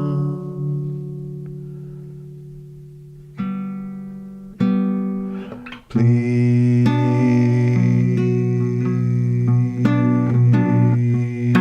be one.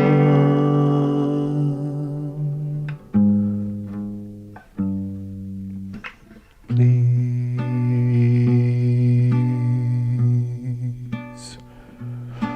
be one.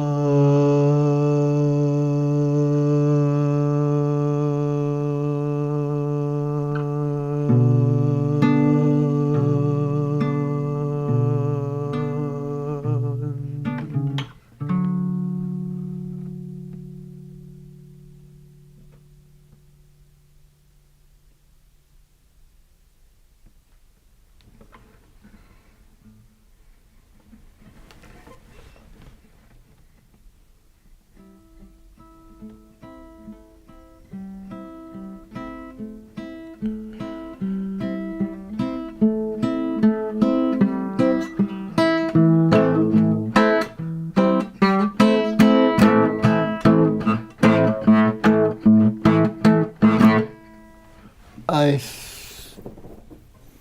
thought, and then I did while continuing to think, and then there was a lot of thinking that I was thinking throughout, and then there was more thinking. Sometimes I get things done on paper or record them somehow. But a wise composer once said, in between we're recorders, in between we try.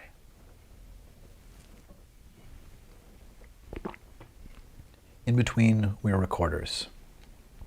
In between, we try.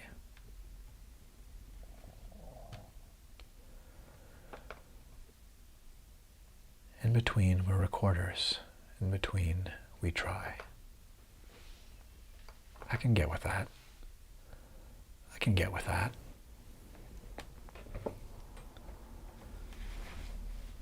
This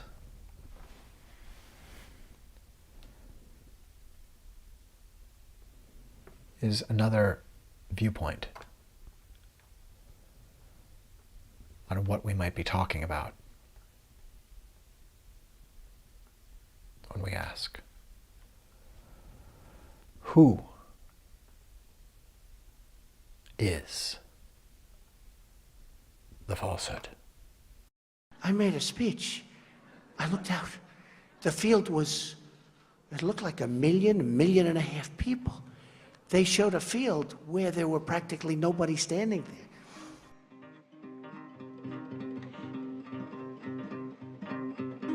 The new White House press secretary, Sean Spicer, gave his first press briefing. He was also highly critical of some media organisations of the way he felt they had misrepresented the number of people who'd attended Friday's inauguration ceremony. No one had numbers because the National Park Service, which controls the National Mall, does not put any out.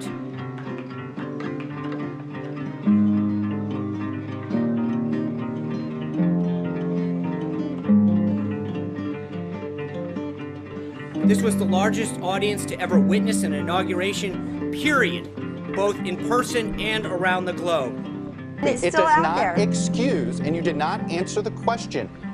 I did answer your question. No, you did not. You did not answer the question of why the president asked the White House press secretary to come out in front of the podium for the first time and utter a falsehood. Why did he do that? It undermines the credibility of the entire White House press office on day one. Don't be so overly dramatic about it, Chuck. You're saying it's a falsehood, and they're giving Sean Spicer, our press secretary, gave alternative facts to that. But the point remains.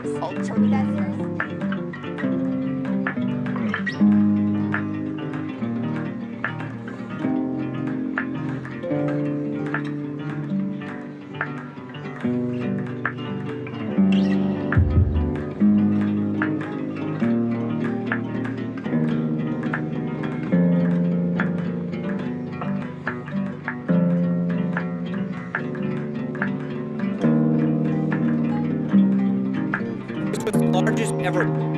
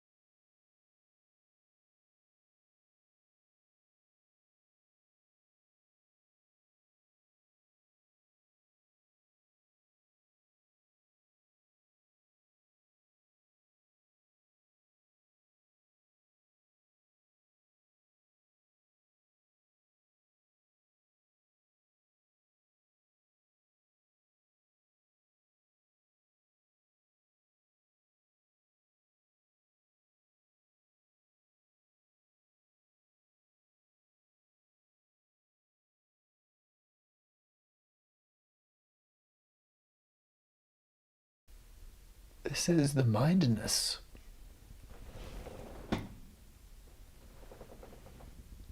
We see here just a bit of interplay of hokum and the mindedness reacting and processing, ameliorating it sometimes becomes visible. It doesn't always look like this. It doesn't always quite look the same.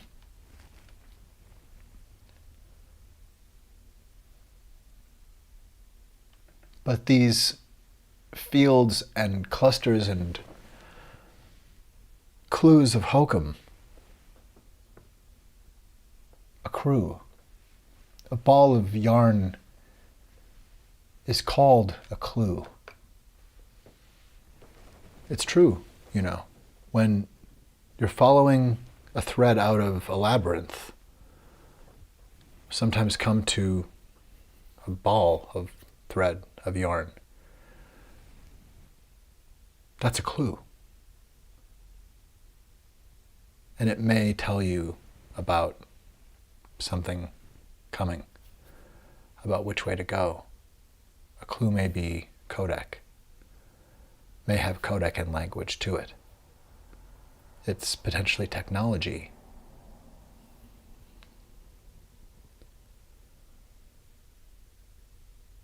Well, it is technology. It's potentially technology more apt than we might think. And I think a good honing influence and element right now as we reconstruct our relationship to fact, as we reconstruct our relationship to truth. Because we are at least 1/3 compromised. Somewhere around there, 20 to 40%. It seems like there's a large component of people who may be compromised by an area of magical thinking that's both very large and within what holds sway over who they will vote for or whether or not they're going to vote. And because we have a Heritage Foundation neo-Nazi attack associated with, as posse of, the one president who has ever attacked this nation and tried to steal the presidency from us forever, who then, with some amount of disgust, said, okay, well, that wasn't great. Well, actually, that didn't happen. I didn't do anything wrong. I'm coming back now. I think we have to, do we? I think we do have the capacity. We have to have it. We've always had it. It's not the amulet. It's not the flag. The flag is important to support. It's wrapped around me here in the imagination of democracy, where I'm somehow untrapped and analog, fostering potential dialogue. And I don't know if I'm the only one here. Maybe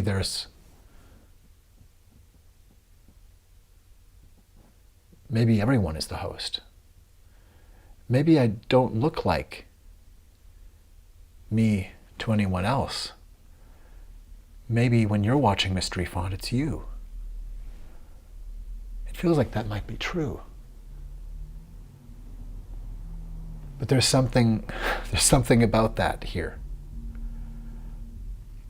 The actual being within the field of a nexus of all of the minds of assembled democracy. That is, those of us who are especially tapped into this bandwidth, that have lived here or been connected, and over centuries, that all of these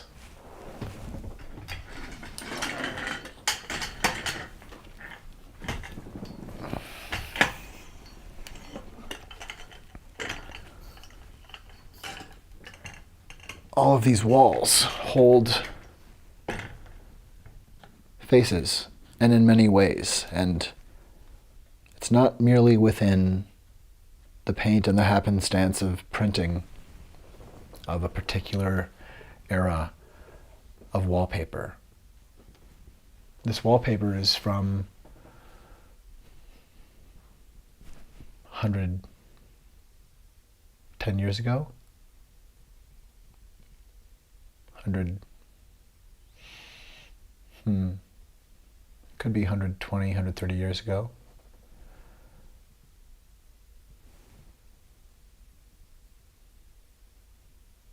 It could be newer, but I don't think so.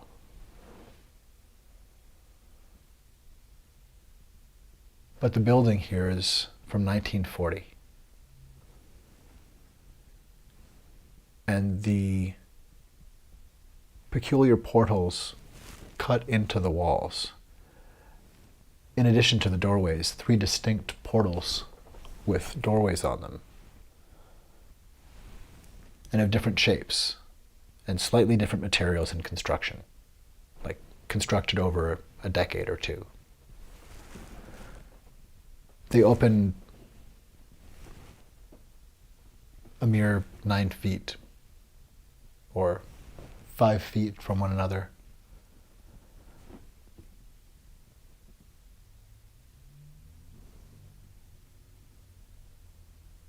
But there was a reason. There was a reason because in this very small place, like a one-room schoolhouse kind of size place, there's a waiting room, this reflecting pool here, and a hallway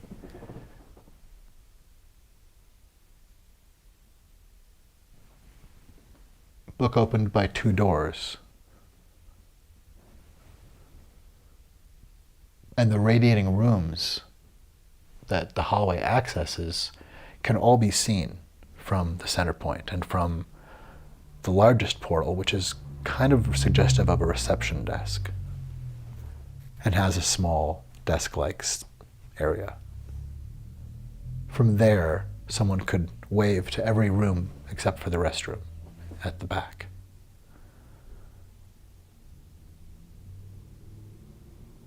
And so there is a semicircle panopticon because of these 3 windows that are cut in.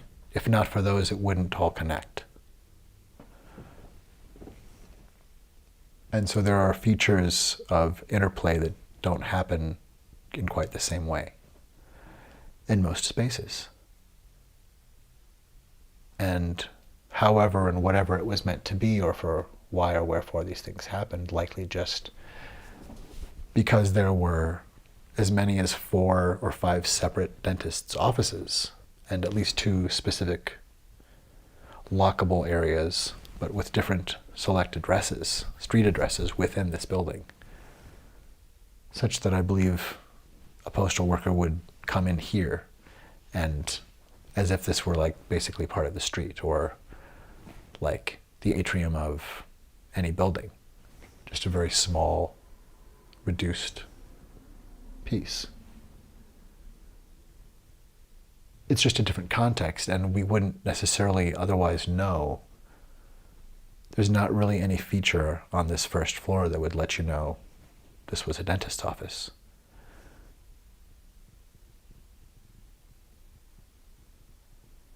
And so it's peculiar to have all of these rooms and then multiple holes in the wall with with roughly similar. It looks like one of these holes was put in when the building was built. It's the same as the doorways, the same kind of woodwork and the same handiwork, the same beautiful work, and it's all lovely. But I have to say, it looks like the other 2 were put in either at the same time or a little closer to one another later on to just open up a little more functionality, since there was this kind of bicameral thing with a split in the hallway. It really is, it's like an organ. It's like a mind or a heart, but very much like a head, like the cranium of the Statue of Liberty. which I think every space in America is in some way, or maybe on Earth, that every space is the mind of liberty in some way, and for sure, I think others probably think the Statue of Liberty is somehow resonant with that. Whatever all the baggage is that comes along with it, just a lot of baggage, including Stephen Miller and others from the Trump administration and organization, from that band of people, saying that the new Colossus, the poem, didn't really speak for the Statue of Liberty, or that, you know, it wasn't really, like, we didn't really want to invite people here so much. And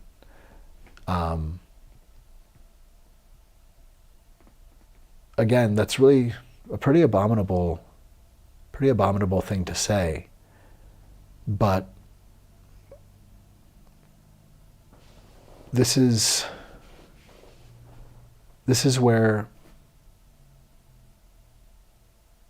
conservatives and conservative extremists like Stephen Miller seem to like to use the idea that any critique of them is derangement, or any critique of them is censorship, or like they weaponize their white fragility as somehow like that the mere hint of, now wait a minute, is just shocking, and they go full tilt to the pearl clutching.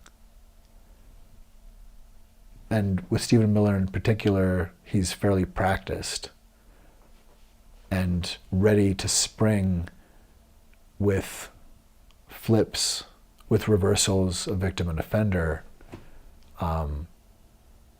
often to tag someone very presentationally with something that's like, you know, with their own poison, with their own brush. Like, you called me this, and aha, there's you doing that thing that you always say that we do. But very clearly, like, prepared and like, oh, here's a great situation for me to... And it's very much a Trump, here's the handshake and then the yank.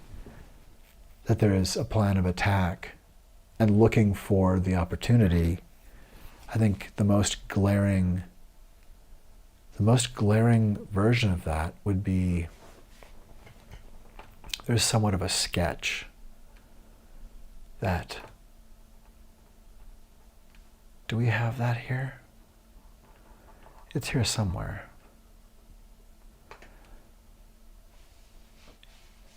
There was a moment when Jim Costa, is that the name? From CNN,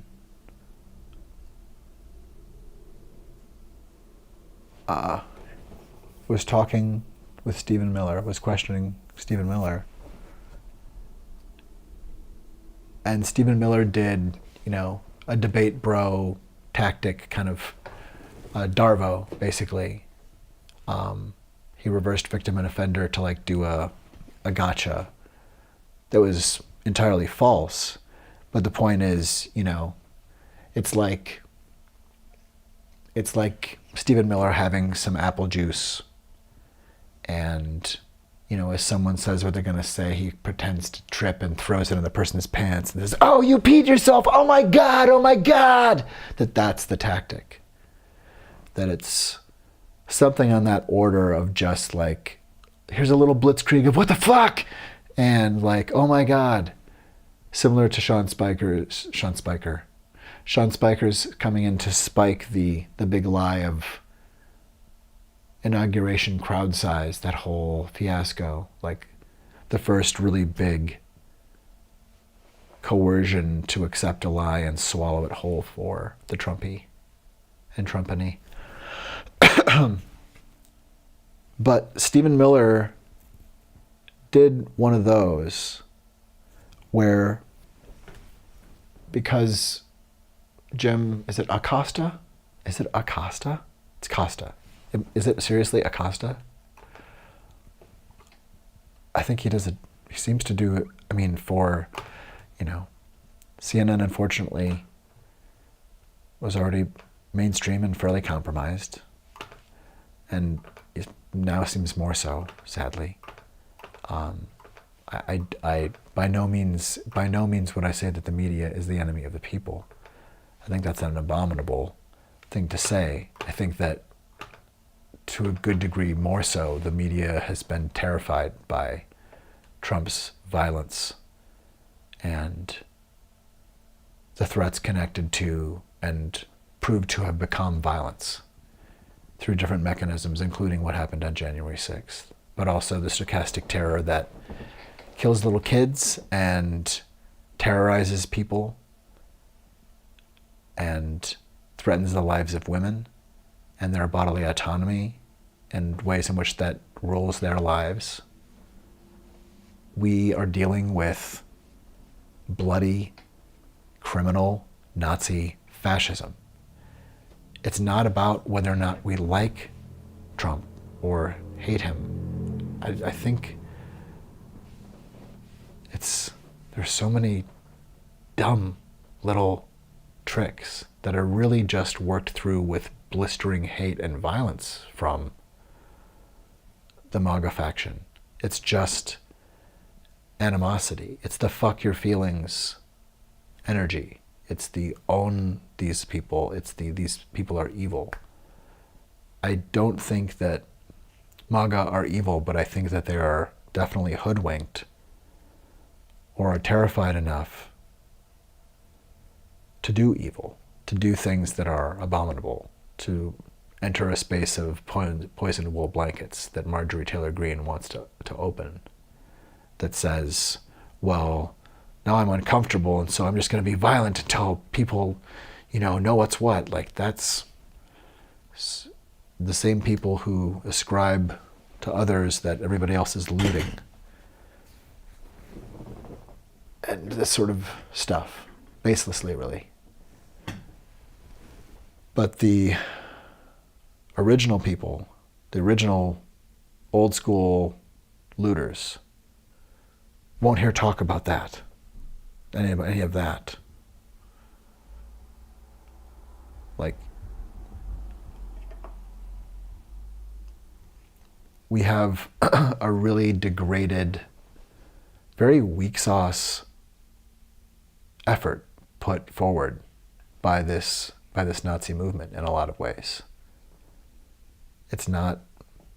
They're not really that good at it, but there is social media, there is COVID, there is maybe within history, in terms of the flow of time and movements, we would be facing right-wing fascism in a very threatening way right now, with or without the internet or things like that.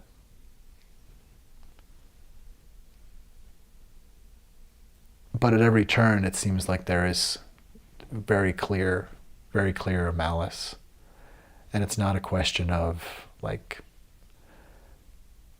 we're ridiculous fools to remain in a place of, doesn't he realize that when yes and or it doesn't matter.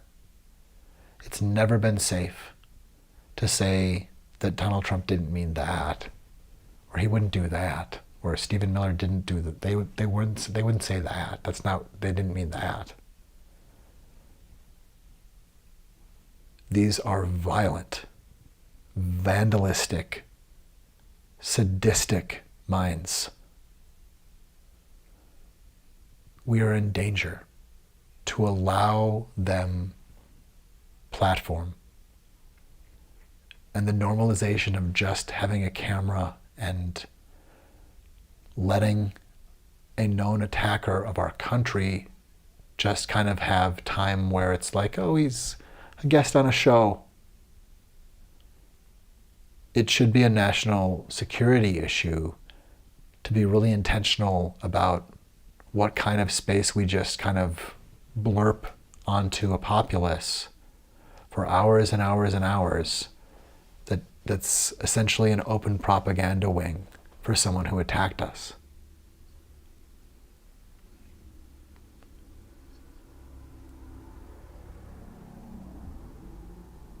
Someone who attacked us is able to step outside and start talking and have cameras just show up and listen to him for hours. They're not as popular, and he's falling apart mentally for sure, but he's still holding rallies.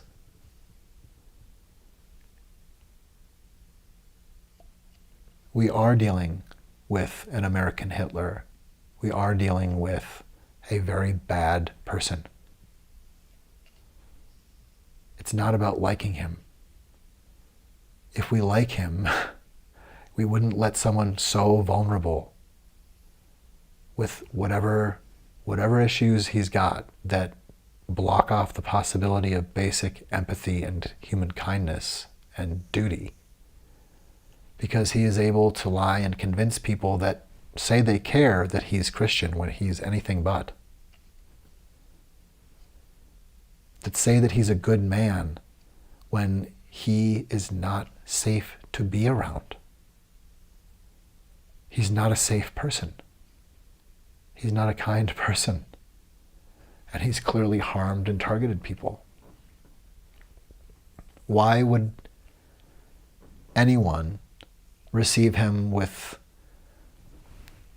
just kind of normal talk show deference after what he did to Ruby Freeman and Shay Moss? And as far as I know, he has not apologized.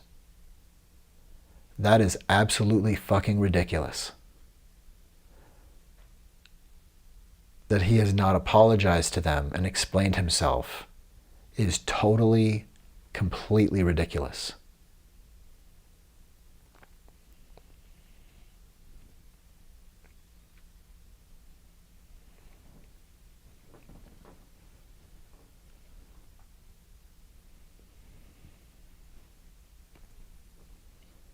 And really, that there is so clearly not a mechanism to really be heard. There's not a mechanism to be heard by, in terms of like to be heard in dissent or heard in, I have other information for you. I hear what you're saying about environment being a hoax, and I have input. Like, I remember calling after hearing about a policy change that was really scary. Maybe it was asbestos, or I don't know what it was, but in 2020, and calling the White House and saying, I just would like to leave a comment, and like, I have a question about this, if you can let me know or get back. And they're like, we're not taking calls. We're not taking calls. Like, oh, well, there's like a delay on that, or like, what's the deal? Well, nope, we're not taking input. And that's not America.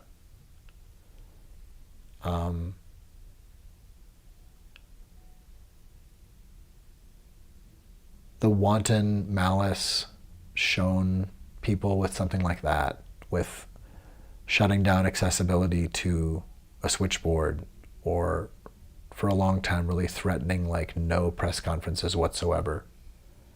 Just someone saying that they're there to drain a swamp and like doing only the worst possible things. Like, and because it shakes stuff up, it's like, oh, hey, look, it's shaking stuff up. You're not, but you're like, whoa, are you aware that everybody just got traumatic brain injuries? That's the kind of shaking you just did. Are you aware that all like those priceless crystal things downstairs and all the wine in your cellar just shattered when the tanks rolled by? That's how things are shaking. We are being conditioned to accept our own submission to all of this. Like the normalization of militarization, the normalization of quiet in the face of that, as opposed to assembling peaceably.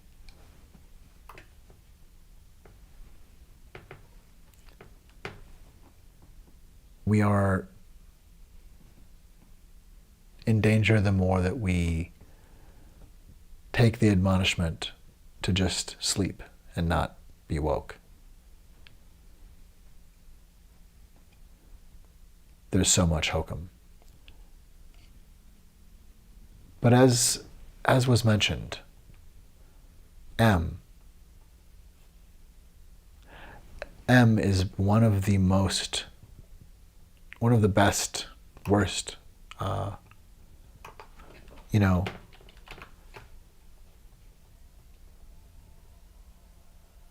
one of those people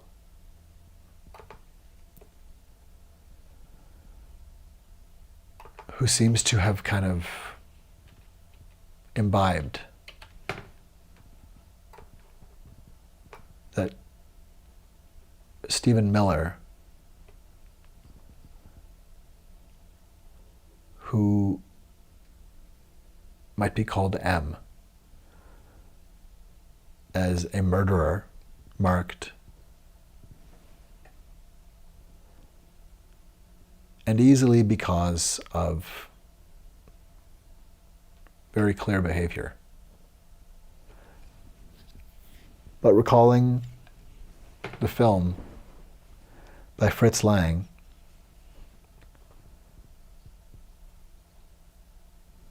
where the knowledge of the street lets someone know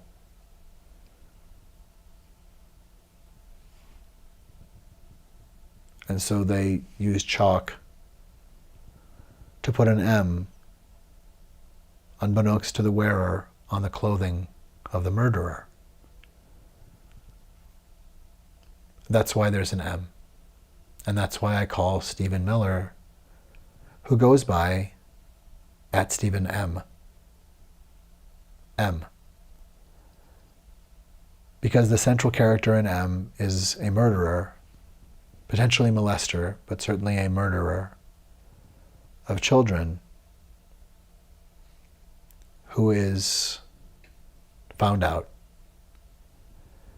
And the architect of children in cages and babies and toddlers without lawyers on trial defending themselves, and of family separations intentionally permanent, causing terroristic Nazi trauma. This man is a brutal, diabolical, cruel-hearted monster by his own design. He is a wanton menace. He is a wanton threat to the further habitat, safety for humanity. And I think we need to recognize that Stephen Miller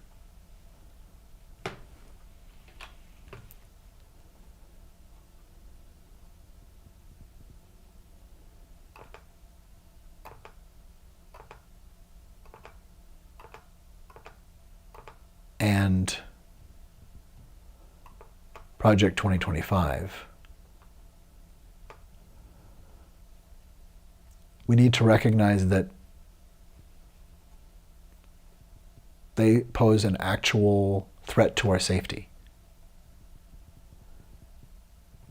We have, Stephen Miller's law firm, his law thing, whatever it is, America First Legal. It's a surprise that he would call it that. I wonder where that name came from. Stephen Miller is part of Project 2025, part of Agenda 47, and part of the whole phony idea of reverse racism, which, of course, doesn't exist. But, this is one of the twists that Stephen Miller loves to do. He loves to take something and find the most emotionally caustic way to vandalize it with falsehoods to fuck people's feelings. Stephen Miller loves fucking feelings. M loves fucking feelings. M loves fucking feelings. Right, M?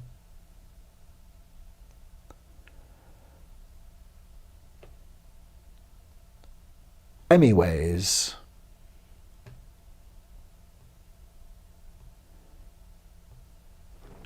and that should actually remind me that we still have, I think, the same top story. And that is, of course, that sadly, Donald Trump, Roger Stone, and Stephen Miller remain at large. That top story again, Donald Trump, Roger Stone, and Stephen Miller remain at large. Yes, 'tis pity, 'tis true. And 'tis true forsooth, and thus I say it unto you. Donald Trump, Roger Stone, and Stephen Miller remain at large. Donald Trump and Stephen Miller and Roger Stone remain at large. Donald Trump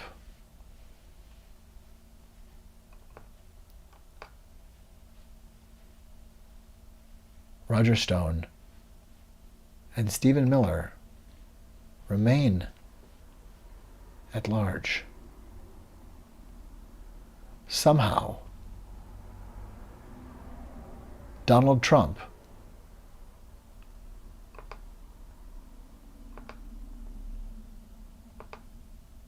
Roger Stone and Stephen Miller remain at large.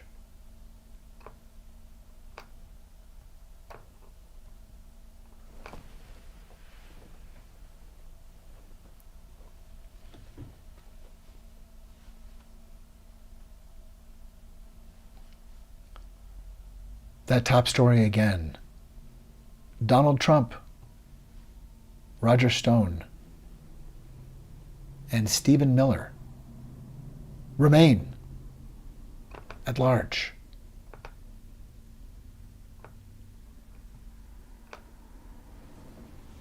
That's right. It seems Donald Trump, Roger Stone, and Stephen Miller are all currently at large.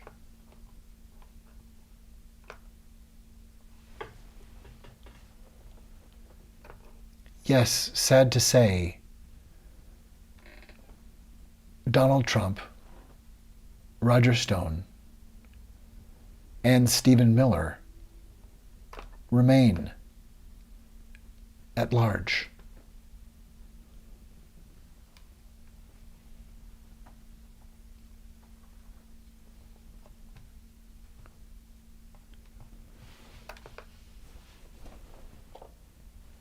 Ah, yes, and it's, of course, the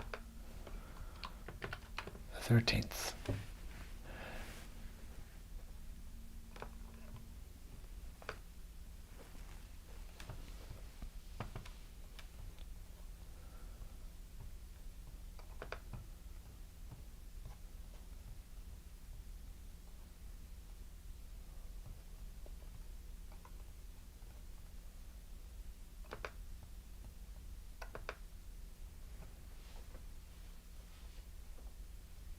Donald Trump, Roger Stone, and Stephen Miller remain at large.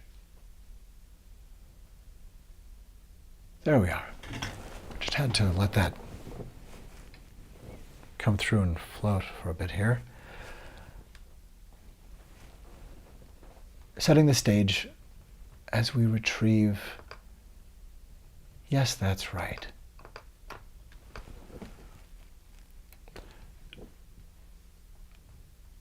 Oh, yes, and I'm checking the name. It is Acosta, isn't it?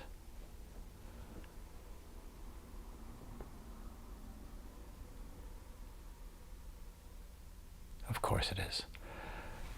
And so in speaking with Jim Acosta, Jim finds himself accosted by M.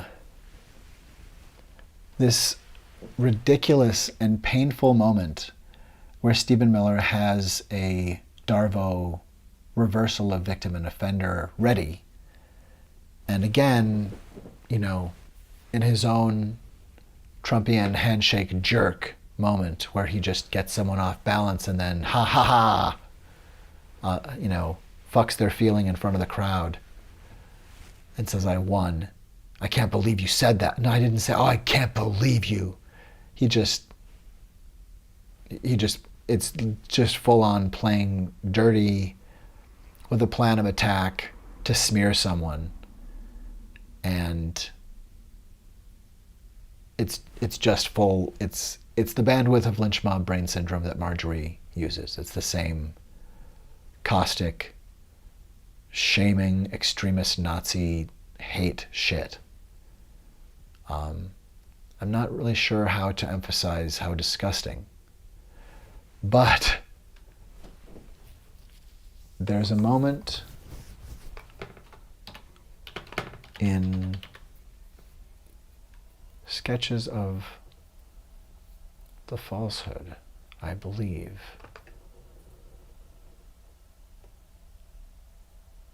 Ah, yes. There we are. Isn't this? Yes. Let's have a look.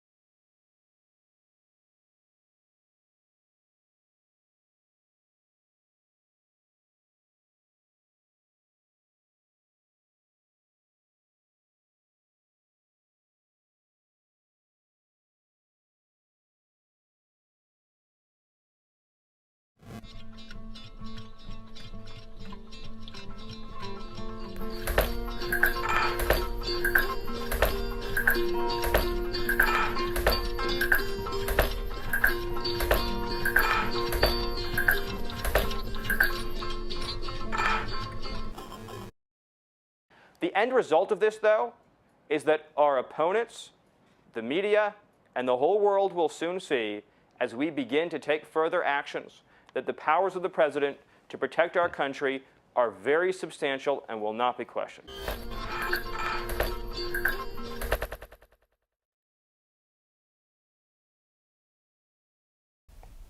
Yes, that was an earlier, that's a part of it. That was not the full piece.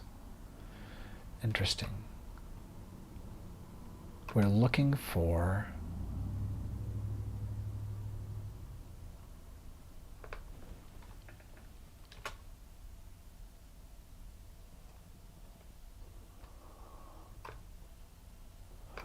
there we go.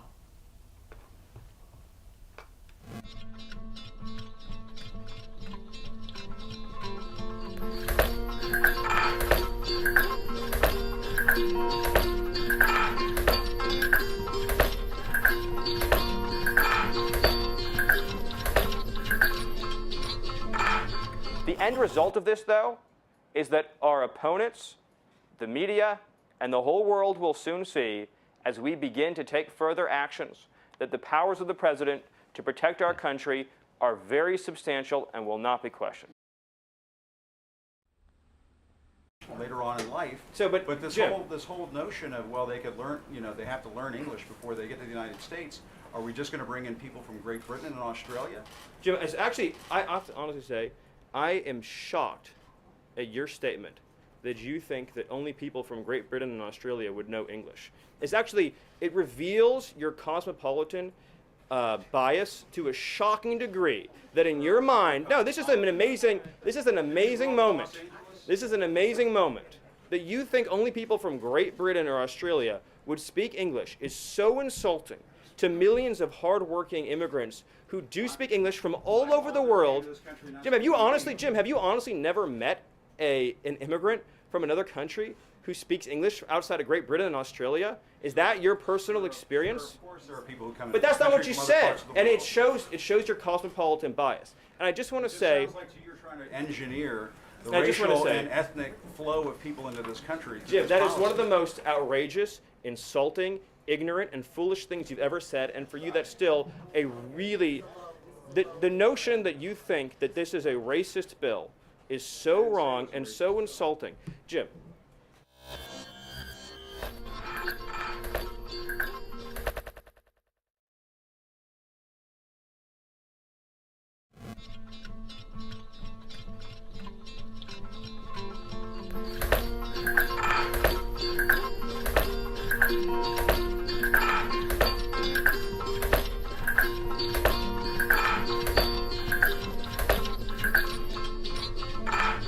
The end result of this, though, is that our opponents, the media, and the whole world will soon see, as we begin to take further actions, that the powers of the president to protect our country are very substantial and will not be questioned.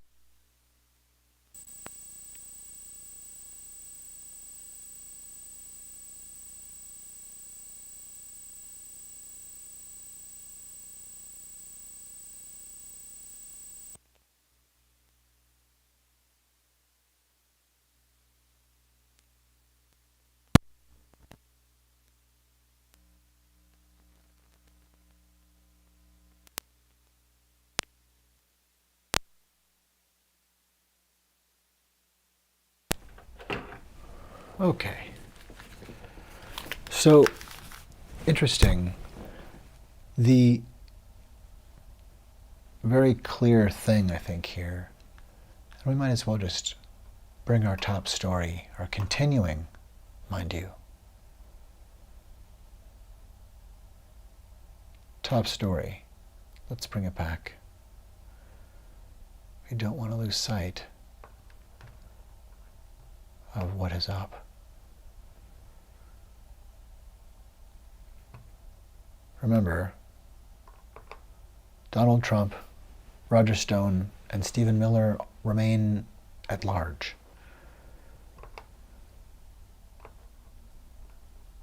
And there is Stephen Miller, I believe, there in this scene from The Falsehood, from the rehearsal development footage, these sketches that constitute threads of what a performance piece about the falsehood will look like and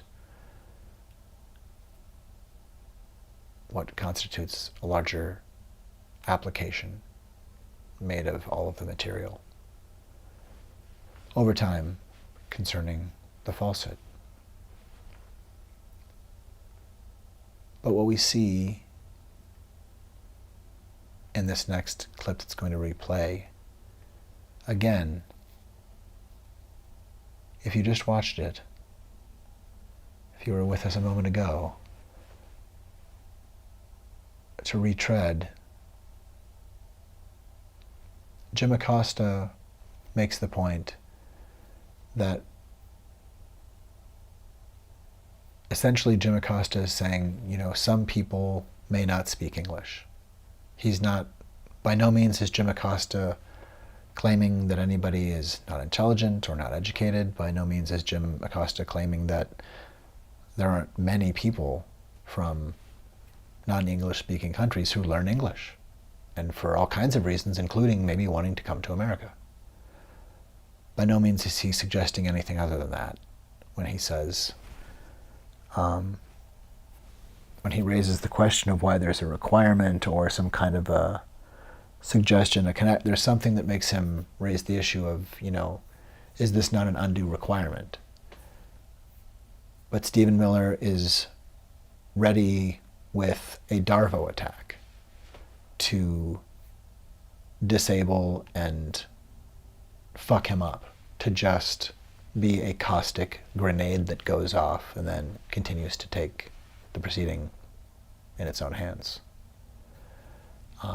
He's, of course, at the podium. He's at the podium in the press, the White House press room. And so he, is able to control things pretty easily from the microphone, and just belligerently kind of yells him down with a plan of attack, which is, again, it's basically, it's like storing up a jar of piss in the bathroom, walking up to someone with it secreted on you after having secreted it, and splashing it onto them, suddenly from nowhere as you knock into them, and then scream, "Oh my God, I can't believe you just pissed yourself. Oh my God, oh my God, oh my God." And you get everybody in the lunchroom to look around. "Oh my God, Stephen Miller pissed himself. Oh my God." It's literally just like playground bully hoax bullshit. That is what he brings. He brings attack meant to thwart and harm, meant to sow falsehood for his own purposes. Because again, Jim Acosta wasn't saying what Stephen Miller is yelling at him about. But Stephen Miller found a way he could fluster and embarrass him by embarrassing him and flustering him, and by flustering him, embarrass him, and by embarrassing him, fluster him that he was embarrassed. Like this weird moment where it's like, what? Like Stephen Miller would scream at Maya Angelou for not being, honoring diversity or whatever. And it's like, what?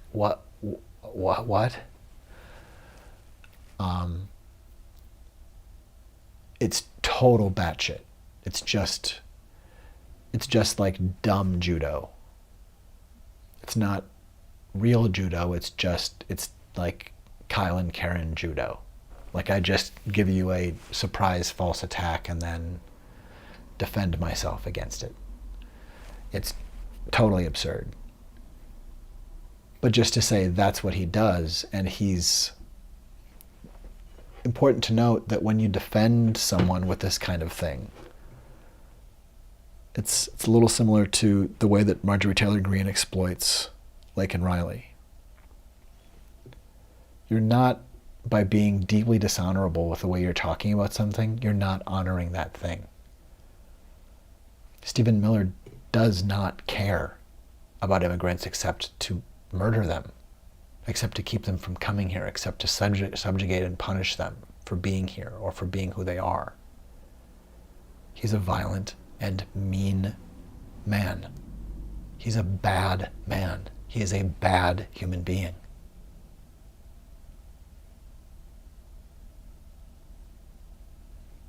By all accounts and for all intents and purposes, the way that he is seems to be bad.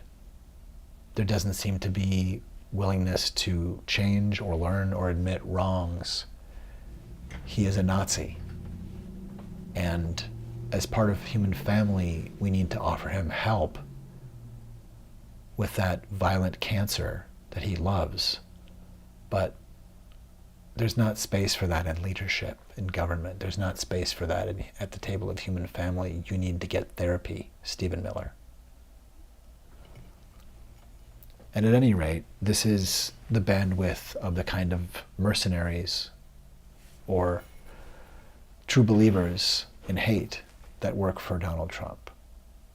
Dark triad predators employing Scoop Troop, Darvo. Deny, attack, and reverse victim and offender. And so here, again, when Jim Acosta raises the question of, hey, that requirement seems a little stiff, maybe not everybody, is fluent, or, some people haven't learned English, maybe they've learned it, and raising the requirement question in advocacy for any and all immigrants, just saying, hey, we want to make sure, they have a chance to get here and learn here, or get let's not bar people access just because there are some who may not have learned it. And so really, it's not a subtle twisting, it's a betrayal of good faith in that moment, and just vandalism, essentially. It's vandalism to make someone sound, to accuse, and kind of in a soundbite manner, essentially just erase Jim Acosta. And as representatives in that room of us, of Americans, it's truly fucking abominable what Stephen Miller does here. And he should be held to account for this kind of behavior. He does get held to account once in a while to some degree, like as in this interview is over kind of stuff. But he is a murderer. Make no bones about it. His actions have killed people. And I would not be surprised that he hasn't extinguished people with his own hands.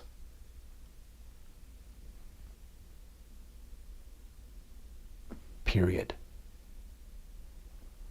He is a diabolical, sick, and depraved human being. And we need to help him by not enabling him. By not enabling him with power over anyone in a toll booth, or in a restaurant, or on a swim team, or in power. Stephen Miller needs our help, because Stephen Miller is a Nazi. Just listen to him. Later on in life. But this Jim, whole, they have to learn English before they get to the United States. Are we just going to bring in people from Great Britain and Australia? Jim, I have to honestly say, I am shocked at your statement that you think that only people from Great Britain and Australia would know English. It reveals your cosmopolitan bias to a shocking degree that in your mind, this is an amazing moment. This is an amazing moment that you think only people from Great Britain or Australia would speak English is so insulting to millions of hardworking immigrants who do speak English from all over the world. Jim, have you honestly never met an immigrant from another country who speaks English outside of Great Britain and Australia? Is that your personal experience? Of course there are people who come But that's not what you said, and it shows your cosmopolitan bias. And I just want to say, sounds like you're trying to engineer the I just wanna racial say- and ethnic flow of people into this country. through Jim, this that is one of policy. the most outrageous, insulting, ignorant, and foolish things you've ever said. And for you, that's still a really... The notion that you think that this is a racist bill is so wrong and so insulting. Jim.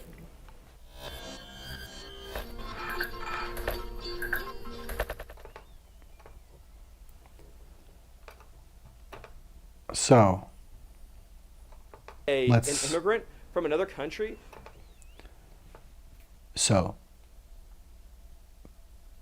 Jim Acosta did not say that he thought immigrants wouldn't know English. Jim Acosta said we should make sure that people who don't know English don't have a barrier to coming to the country. And Stephen Miller flipped it around as if it was not advocacy and was an attack and trying to limit, and in fact trying to denigrate and limit the idea of immigrants' education or a seriousness about being citizens or intelligence. It's fucking abominable. And really listening to it, Jim Acosta doesn't actually necessarily seem flustered or really worried about like what's going on with Stephen Miller. Maybe he doesn't even necessarily perceive that he's trying to do this weird like false judo thing. And it's just like, well, okay, it seems like it seems like you're attaching a racial thing here, da da da da. And it's not just a one-note thing from Stephen Miller. There's continued refragmentation, new grenades, new grenades, new grenades, new lies, new, attempts at caustically embarrassing and like tarring and feathering the person with scapegoating. With this like very lynch mobby, boogeymaning, rumor, I attack you, I accuse you. Again, with the mic. And it's just very, it's the kind of thing that we move past because there is always a new roof being lit on fire by Trump and his minions and puppeteers. But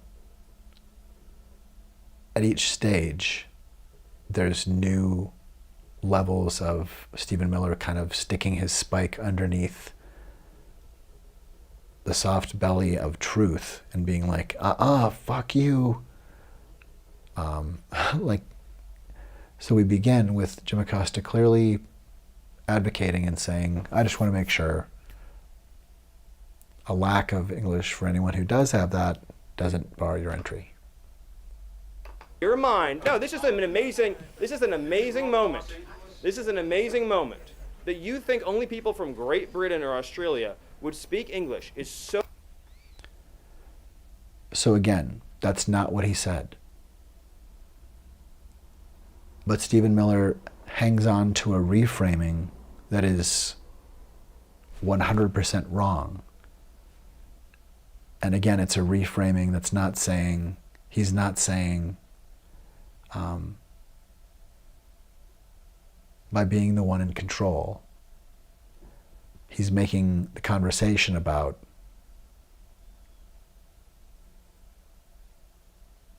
this idea that Jim Acosta apparently made a statement that he didn't make. And so when Stephen Miller in a moment says, but that's not what you said, Stephen Miller is still alleging.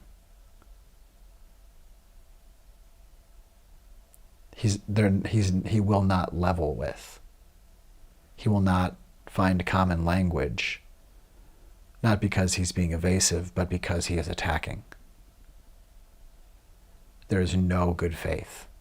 This is not an attempt to help someone or to inform someone or to do duty for anyone but Nazi power and Donald Trump.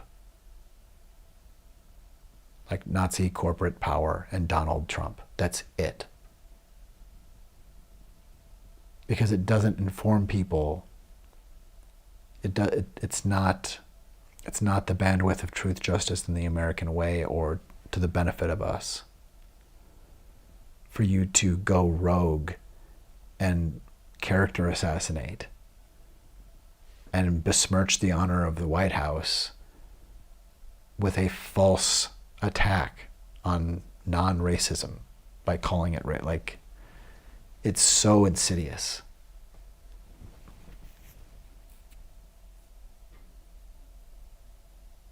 It's Darvo. It's plain, pure, poisonous Darvo.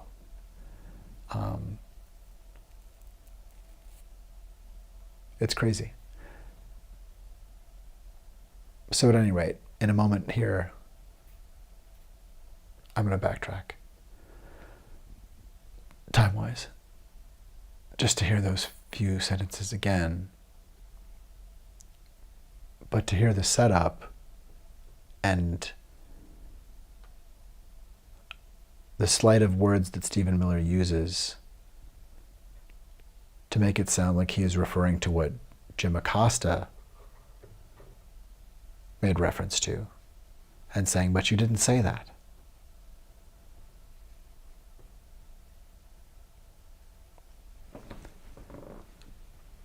So what is it? It's that but you didn't say that, there's a switcheroo there.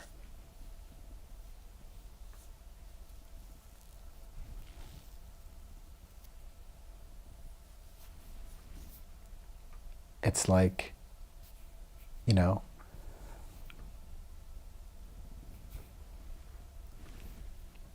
you're like, oh, well, I heard that someone had ingested some poison. I have some antidote. And Stephen Miller's like, what? You said you're bringing more poison here? What do you think we are? I'm like, no, that's not what I said. I was bringing, well, that's not what you said. You said you were bringing poison. Like, there's just a willing misrepresentation of fact and truth. It's really just coercing truth. It's just a trick. But, so, I mean, however weak it is, it's a hoax. But I think the brazenness of that, in terms of, I suppose, maybe thinking people won't drill down on it, and I guess no one really does or has much. But this is totally abominable. And it just shits in the face of the White House as an institution. It shits in the face of government. It shits in the face of the American people. It's without honor.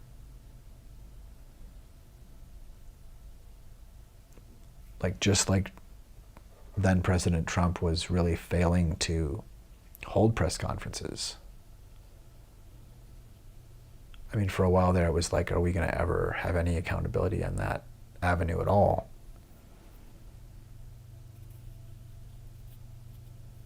And for this to be the bandwidth, like this and the Sean Spicer, just abuse and obstruction and threat.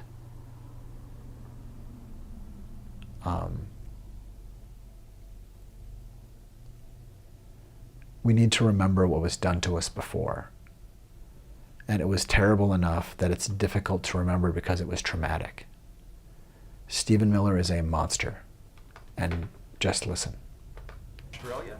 Jim, it's actually, I have to honestly say, I am shocked at your statement that you think that only people from Great Britain and Australia would know English. It's actually, it reveals your cosmopolitan bias. I'm gonna go back. Later on in life. So, but this Jim, whole notion of, well, they could learn, they have to learn English before they get to the United States. Are we just going to bring in people from Great Britain and Australia? Amazing moment. So very clearly, he's saying the idea that they have to learn English before they get to the United States. The entire question, the meaning, the point about which he is focused and asking is about the impediment to someone who has not learned English. He's not talking about, he's not saying anything about anybody who hasn't learned it, or anybody who has learned it. He's not saying, essentially he could be saying the entire population of all of these nations that might not be English-speaking nations. If there are 100 people there, like, are we going to say that maybe there are 100 people who don't know English? Maybe everybody else has learned English. Are we going to say that those 100 people can't come too? I think, if you want to come, you should be able to come, is what he's saying. If you, we don't want to bar entry. And so,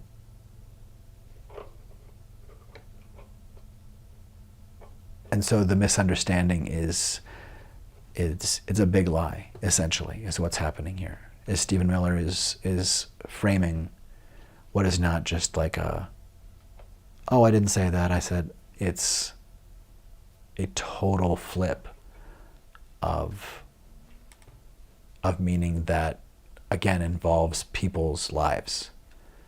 But it's just a fuck your feelings playground game that Stephen Miller loves to crush people with, not because it's a playground game, but because it's a playground game that kills people. He is a menace. But let's go back in here. They have to learn English before they get to the United States later on in life. So, but this Jim, whole notion of, well, they could learn, they have to learn English before they get to the United States. Are we just going to bring in people from Great Britain and Australia? Jim, it's actually, I have to honestly say, I am shocked at your statement that you think that only people from Great Britain and Australia would know English. It's actually, it reveals your cosmopolitan bias to a shocking degree that in your mind, no, this is an amazing moment. This is an amazing moment that you think only people from Great Britain or Australia would speak English is so insulting to millions of hardworking immigrants who do speak English from all over the world. There's no way that Stephen Miller misunderstands. There's no way. I do not believe that he misunderstood what was said here. But he continues to drive this. It is diabolical and disgusting. And further,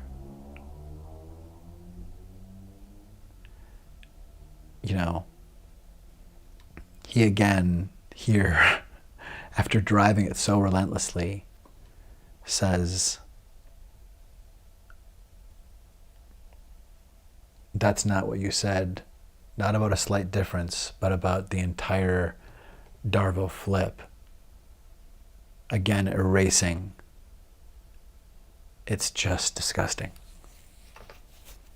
It's sabotage. Jim, have you honestly never met an immigrant from another country who speaks English outside of Great Britain and Australia? Is that your personal experience? Of course there are people who come in. But that's not what you from other said, parts of the and world. it shows your cosmopolitan bias. And I just No. The cosmopolitan bias that you're talking about was very clearly qualified from existence when he predicated everything on talking about those few, however many there might be, who have not learned English. So it's not that he didn't make the assertion about people learning English that you said one way or the other. It's not that he said it one way and it was the other. It's that he didn't say any of that fucking shit. He didn't say any of that fucking shit. You Nazi, liar, terrorist. Stephen Miller. M. That's what it is.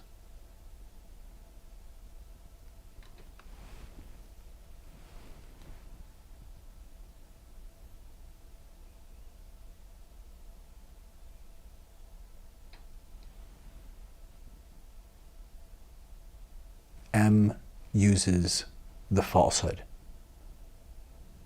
for power, coercive domination, and murder. That's where we are. That's what's coming. Someone who will use Darvo to break fact, truth, and verity. That is Stephen Miller. want to say, It sounds like you're trying to engineer I just wanna racial say- and ethnic flow of people into this country. through Jim, this that is one of policy. the most outrageous, insulting, ignorant, and Again, he is denying and attacking to reverse victim and offender because he won't just take the question and say, well, racism is a serious issue and let's talk about it.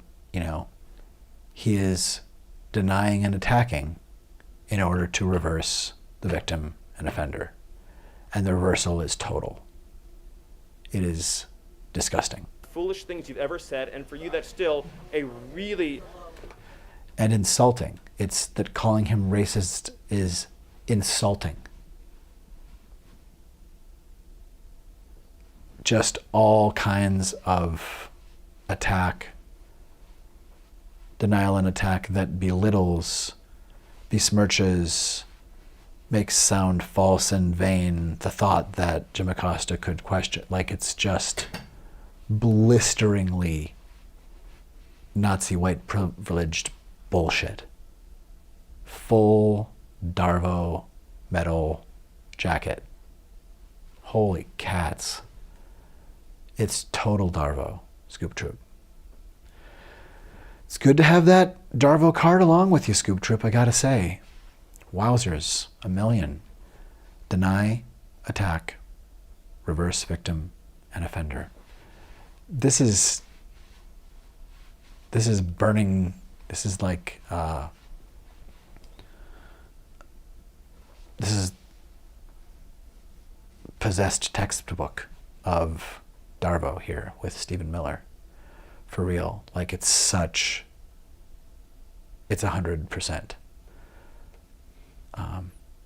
100% full threat level evil. Because yeah, the insulting thing, again, Stephen Miller is above this, Trump is above this, how dare you? It's a very white,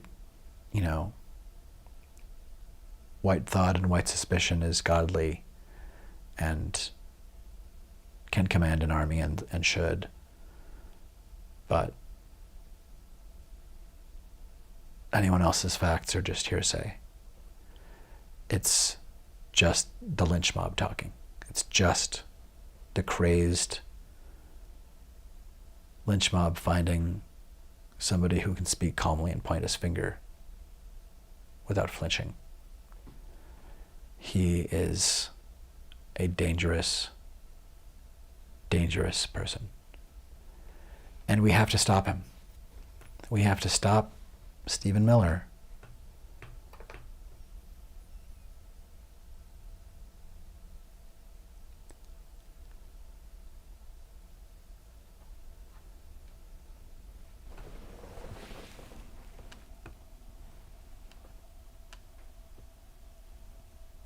We have to stop Stephen Miller and the Nazis of Project 2025.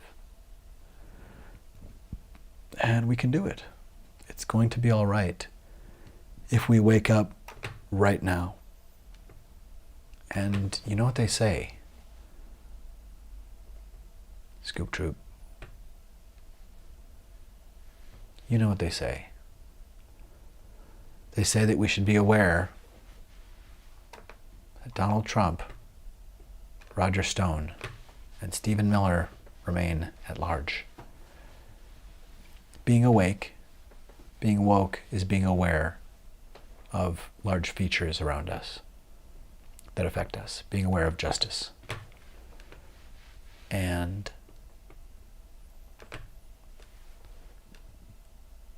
what's more, being woke is awareness of and for human kindness and dignity. Woke is a good thing to be. It's not about political correctness. It never was. It's about political conscience and how political conscience fosters human family. Really, woke is essentially love your neighbor as you love yourself. And won't you? Won't you love your neighbor as you love yourself?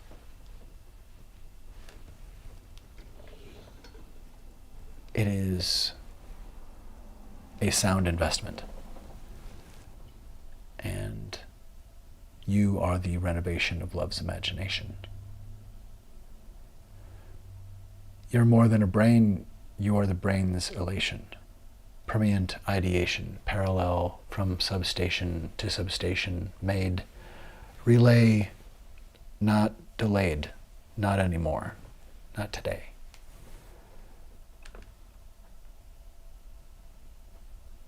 Who is the falsehood?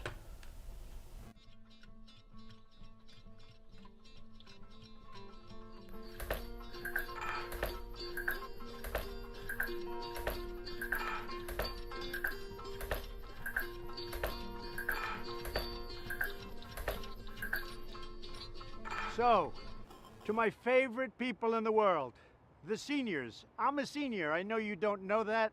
Nobody knows that. Maybe you don't have to tell them, but I'm a senior.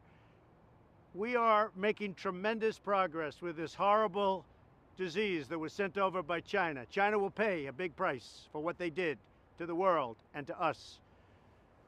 But we have medicines right now, and I call them a cure. I went into the hospital a week ago. I was very sick. And I took this medicine, and it was incredible. It was incredible. I could have walked out the following day, sooner. It was incredible the impact it had. And we're going to make that and others that are similar to it, almost identical, we're going to make them available immediately. We have an emergency use authorization that I want to get signed immediately. The FDA has moved at a level that they've never moved before. Things that would take 2, 3, 4 years are taking a matter of weeks or even sooner than that. And that's because of me. We're taking care of our seniors. You're not vulnerable, but they like to say the vulnerable, but you're the least vulnerable. But for this one thing, you are vulnerable, and so am I. But I want you to get the same care that I got. I got incredible care at Walter Reed, incredible doctors, and this medicine in particular, one medicine was unbelievable. You're going to get the same medicine. You're going to get it free, no charge. And we're going to get it to you soon. And the nice part is it's made by a number of companies. It's totally safe, but it's powerful against this disease. So we're going to get it out to you. We're going to take care of our seniors, all free. And I just want to thank you. And what we've gone through as a country is a horrible thing.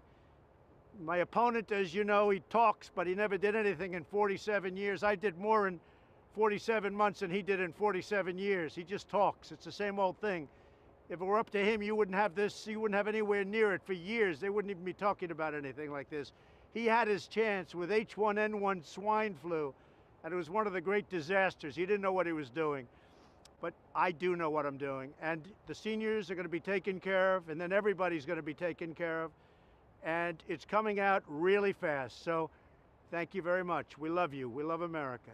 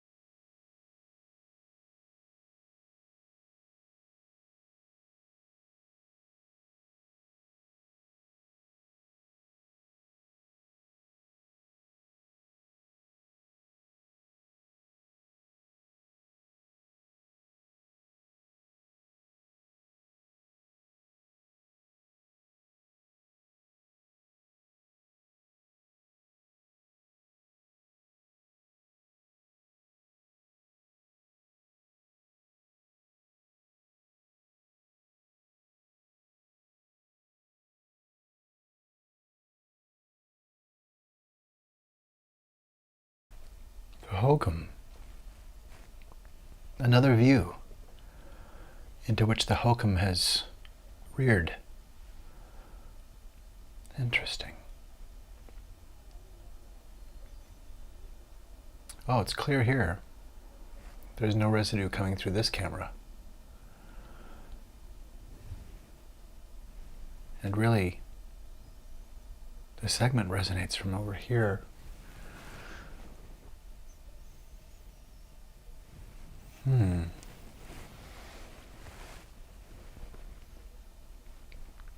It's a little bit like the land of make-believe.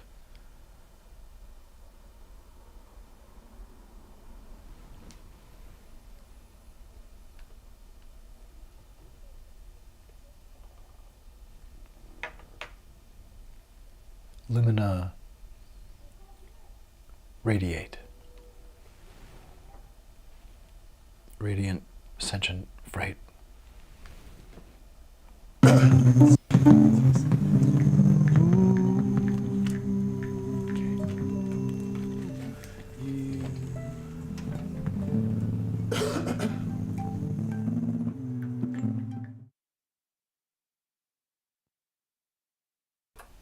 No.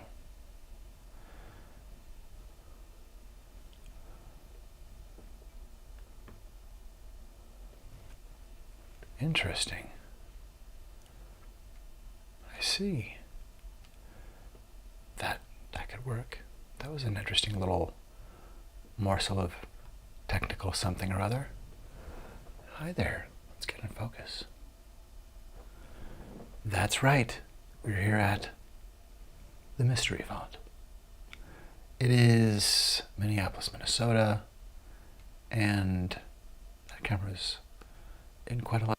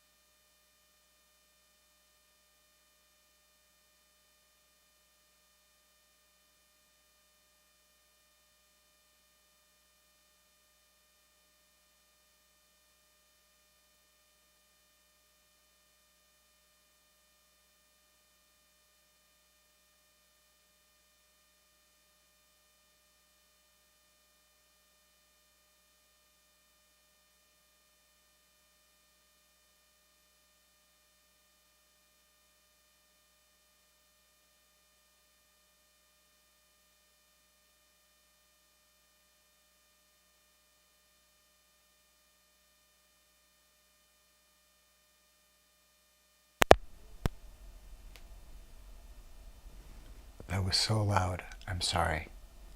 That buzz that came through the system, I apologize. I did not mean to make your speakers or your ears take anything like that in.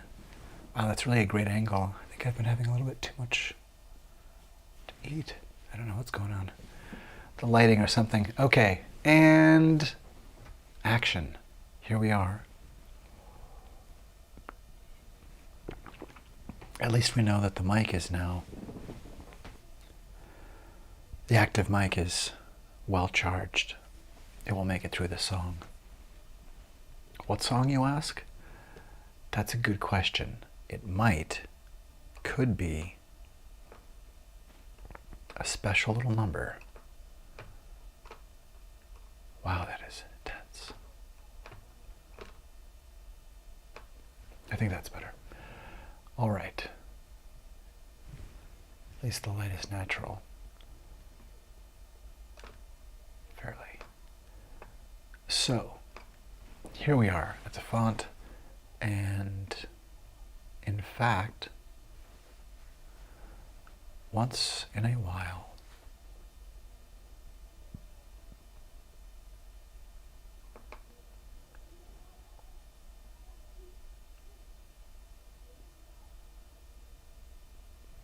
I'm hearing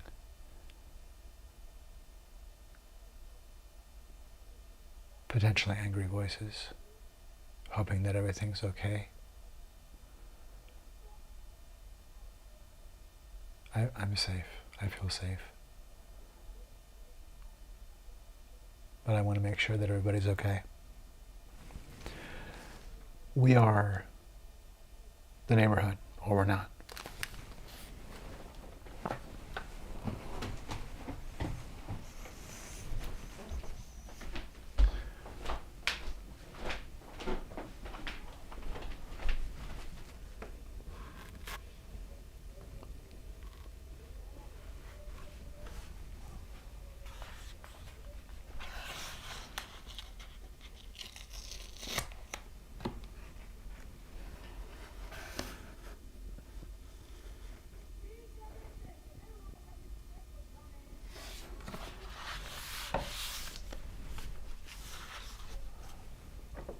It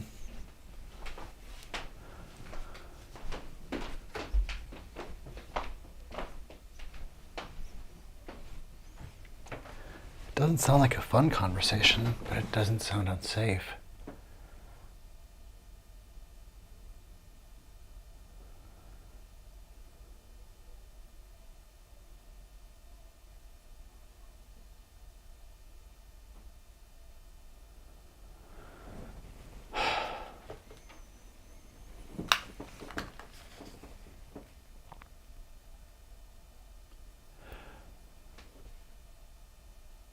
It's difficult in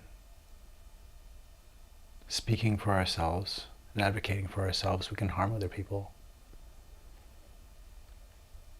I lost somebody really important to me, just contact, because in dealing with crisis from post-traumatic stress disorder related to not being diagnosed correctly,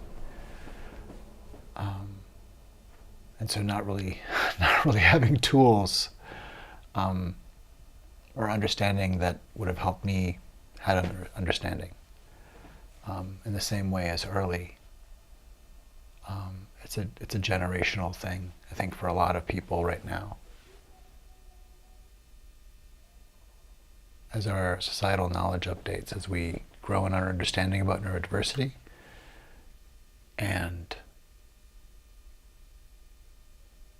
yet in crisis, I had meltdowns that were really hurtful, and under pressure of incredible pressure from terrorism that she had absorbed in her life earlier, and that still had power in her life, and in isolation and being trapped, and being in crisis where there wasn't a way to see any possibility of help or of getting outside of just a spiral of fear. So my anger always, or my fear always looked like anger. My concern or eagerness or quick movement or anything, no matter how much I was happy or things looked like fearful, worthy of fear, whether or not I was angry, and certainly never meant to, but definitely had meltdowns. I think not at all her fault, but I think we both, around the time that we were coming to understand, like, maybe we're on the spectrum as individuals, both of us as individuals. It was too late for me to repair, or I did not understand how much damage I'd done. And was so far in crisis and out of touch of, like I'd trusted people who had harmed me and hadn't really understood for how long I'd not been safe, but had just been kind of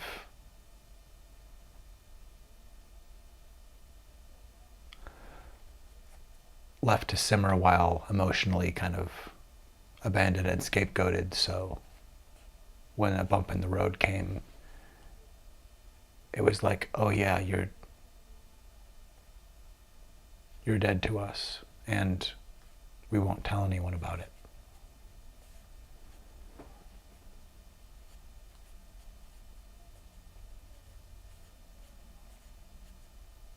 I think that our capitalism and our decision to predate upon human need and vulnerability and capitalize upon it, rather than to suffice for need well and with understanding and civic love and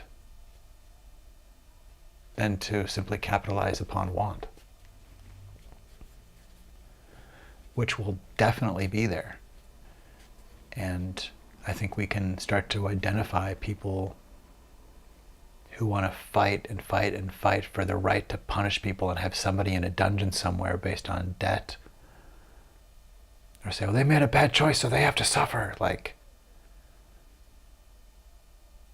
there is a terrorism and a ruthless malice, just an addiction to torture and punishment. And it has to stop. It's crime. It is crime. It has been vaunted as part of how we survive, and it is fucking crime. We don't have to torture anyone. Like, scarcity exists in the world already. The devil already has an advocate. We don't need to add to it. We don't need to farm it. We don't need to be farmed with and within and for it and by it. I don't think we're that dumb. I think that being woke is waking up enough to take care of ourselves and to be aware and hear feedback. I might have to peek out there a minute, and again, just the intensity is a little scary. Like, I want to make sure people are okay.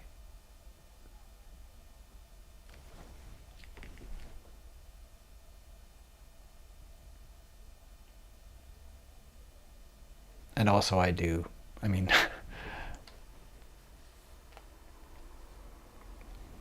as I said, I do understand, like, expressing myself expressively. As an autistic person, I think growing up and being really potent with words and with music and things like that, when I was upset, I think I could be pretty intense and not understand that, and not realize that just because I felt that from other people didn't mean that I understood what the way that I talk could feel like for them. And that maybe it could be like on another level or off-putting or any of that. There's a lot of stuff that I couldn't really map because a lot of the time we weren't talking to one another, or we were both talking to one another about what they wanted to talk about, but anything that they couldn't immediately map or understand or say, like, you're looking at the front of the room so I know you're doing the right thing. There's a thing with holistic culture or with, like, prevailing, people who are accustomed, indoctrinated to treat everyone like, well, everybody at the factory needs to be this tall and this, be able to lift this much, and you look at the front of the room and firm handshake, and you look me in the eye when you talk, or I know you're a bad person, and like there's one way that everybody has to be and look and act, and if we can't see it on the bottom line by the end of the day, then it doesn't exist. Where do books come from? Not in somebody's head. Something magic happens and it's already in them, and then they just say here, and the money rains in. Like, the incredible, lack of vision or understanding to see evidence of creativity and know how to foster it, or know how to say, I want that fostered. How do we do that?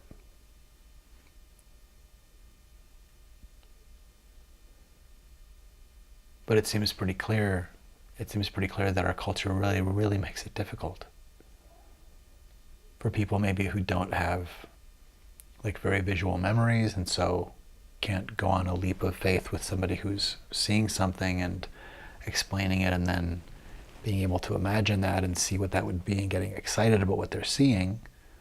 while somebody else is like not having the same, a movie anything like is happening for the other person. Not that we all need to have the same capabilities, and that's the point, but somehow that there's understanding that maps to realizing that in neurology and manner of thinking, especially now when actual neo-Nazis and Nazis and white supremacists and patriarchal terrorists and white nationalists, Christian nationalists who say that they're not racist while being the progenitors of modern slavery and transgenocide, like, we're not safe. There's a Handmaid's Tale unfolding now.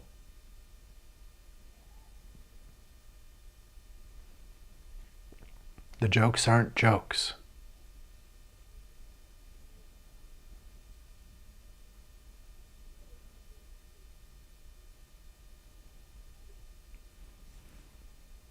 You don't go around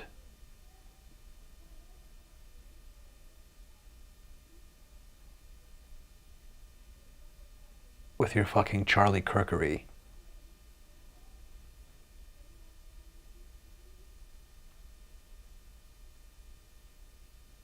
and try to have it both ways. You don't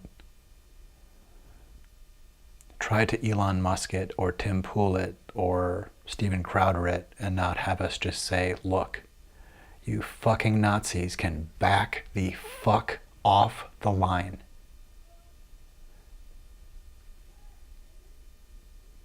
The attack on women's rights and the uptick of attack on essentially everyone but white cis men is going to be demolished. The Ku Klux Klan is going away, evaporating. The Nazi Party is dying. And really, whiteness is dying. And good fucking riddance. Good riddance to whiteness. Good riddance.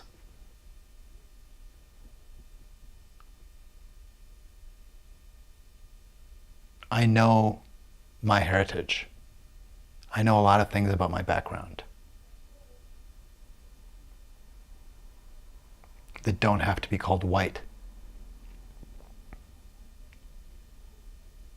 And I don't need to put a white hood over them to say that being part Norwegian and part Russian and part Scottish and part German and part French Canadian and supposedly part indigenous and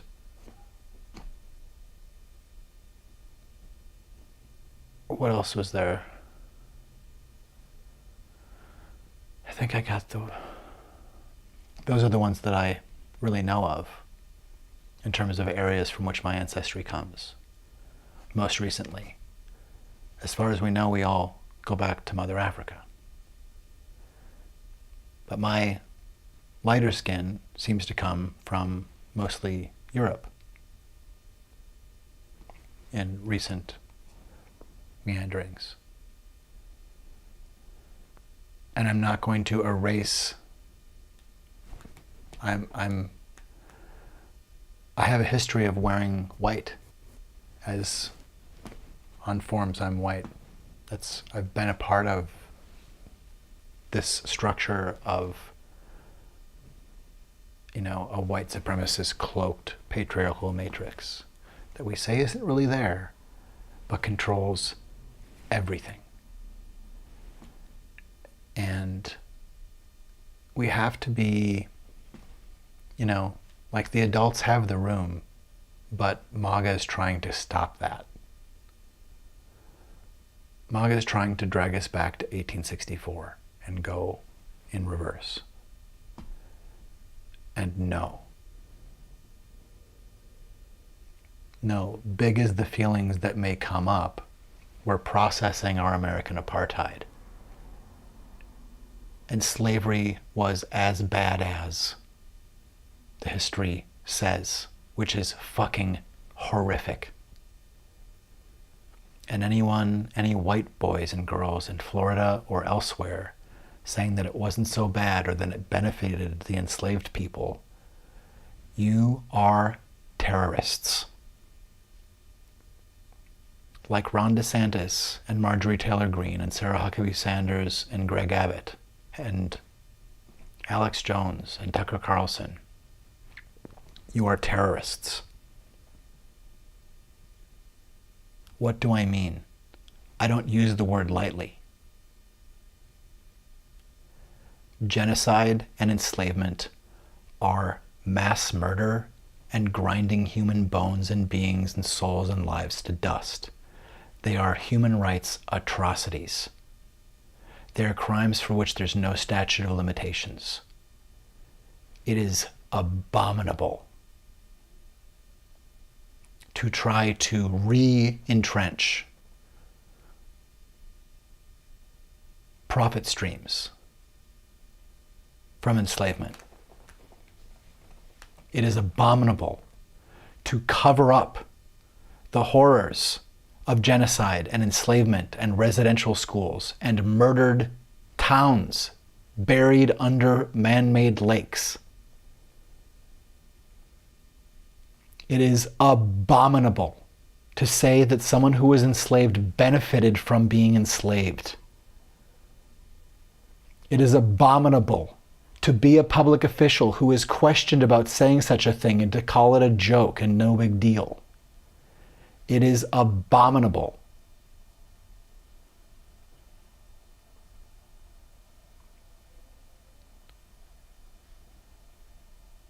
And what's very clear from the Nazis associated with the Heritage Foundation and Stephen Miller and Charlie Kirk is that they intend violence. The two tactics of terrorism are intimidation and violence.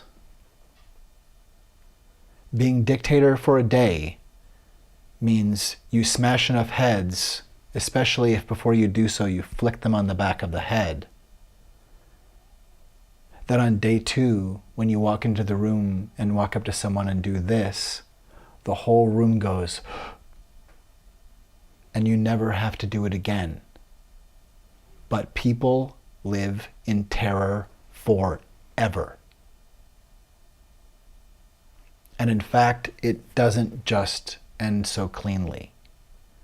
If you've done something that day one, if you've shut down all the borders and said, if you're suspicious of someone, you can kill them. New law. And now that's a thing.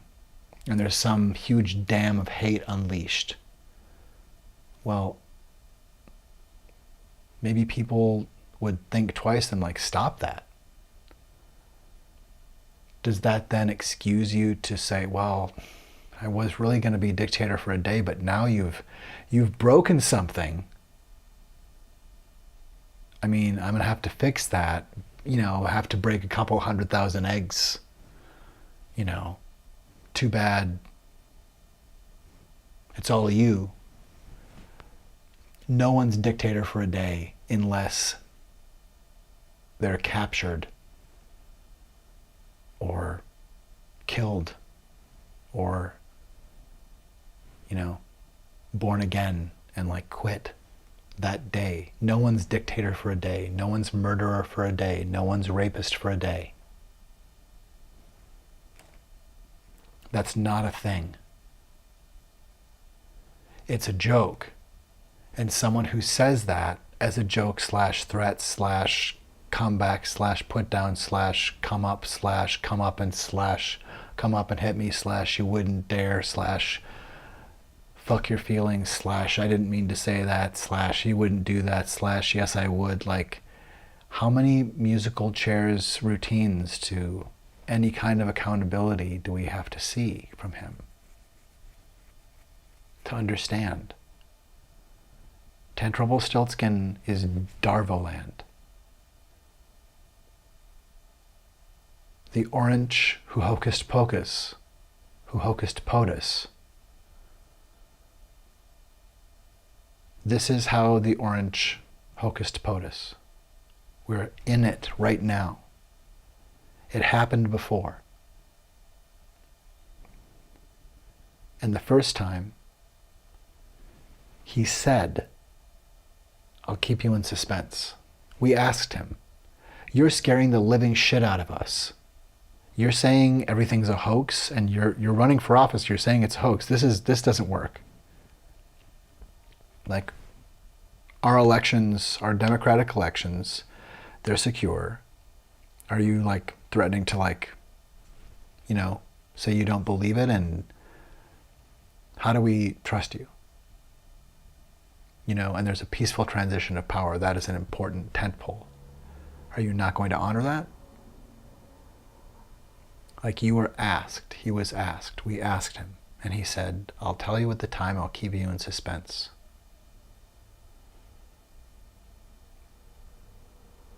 If somebody's coming up for a nightcap and you're like, I'm not sure I'm comfortable with you staying over.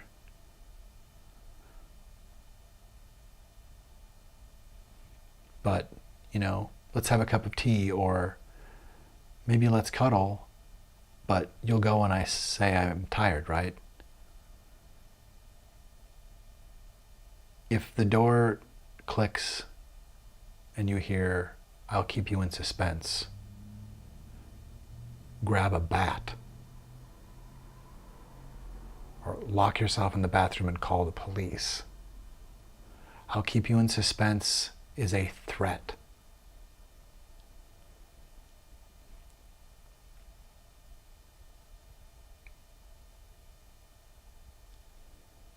It was never a joke. It was never a joke. We could have got away.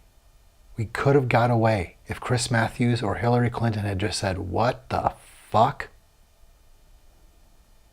Is that your final answer? All you had to do, Hillary or Chris Matthews, was say, is that your final answer? Because that's a disqualifying answer.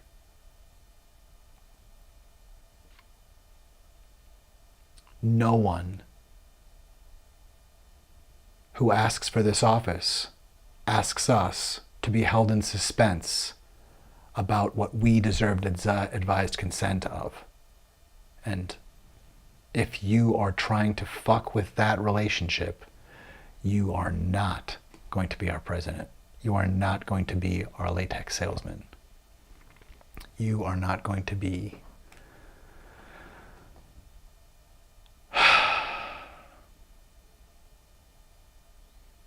on the stage anymore. I mean, for sure, this broadcast now has another purpose. So that's your final answer. You may leave the stage, and for the next 2 minutes, you may leave the stage under your own power. That's the whole game. That's all we had to do. No. You're proposing insurrection. That's what he proposed in that debate.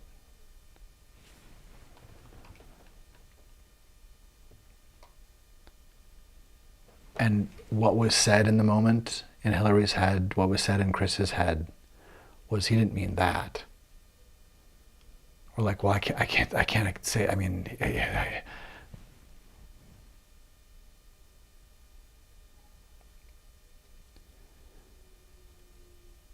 the anti-intellectualist has the benefit of people not wanting to ascribe things to him, you're just saying that to sow attack. People are scrambling to try to figure out how to explain to him that he misunderstands, as opposed to saying,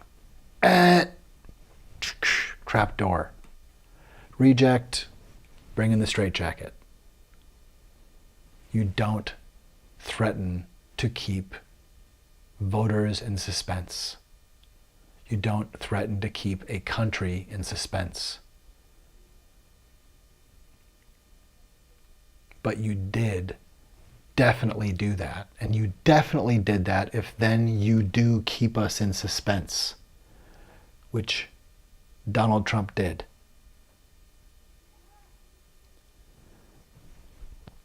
A thousand times no to the idea that it was anybody else. When you're sowing doubt about elections from certainly 2015, probably before, but from that time, from the campaign until now, it has been constant degradation of our systems and elections, and just bad-mouthing to devalue. It's DARVO. It's deny, attack, reverse victim and offender. An attack is about discrediting, about disempowering, about villainizing. And I believe that with Donald Trump, the denial part of DARVO, of deny, attack, and reverse victim and offender, the denial is in part that when he sees something in the world that he wants, he classifies it in his mind as being his. And that's part of his superpower, is just being a criminal, just being like a predator and a criminal who is like, oh, that person's body is mine. I'm gonna have them. And if it doesn't happen, hopefully, I'm sure that happens plenty of the time when something doesn't happen and he feels like they're part of his harem or something. I think, though, that at some point, either he follows an obsession or something is in his field of view, and then something contradicts the idea that they're in that harem of his mind. And so, like, they're misbehaving. He's already denied the reality. Like, he sees something or someone or an office or money or a car that is someone else's, and he's like, I deserve that. That they took that from me. That's mine. I absolutely deserve that, and it'll come to me. And when the owner of that car sees him looking at it and says, I can see that you like that, and he's like, yeah, what do you, you know, why don't you finish, you know, what are you parking that car for somebody? He's like, parking it for myself. Why don't you get away with your scraggly hair? He's like, because then reality has up and said, like, wait a minute, and disturbed his dark triad narcissism brain that has classified that car as his. Like, you know, somebody maybe has it for now, but if it's called into view and someone contradicts the reality that whatever he decides is his, or that he's the champion of every room, or he's the winner. It's just that it's underway already. He is the most important. He is the big feelings that matter. He is the thing that if the room starts to crush things, crushes everything but.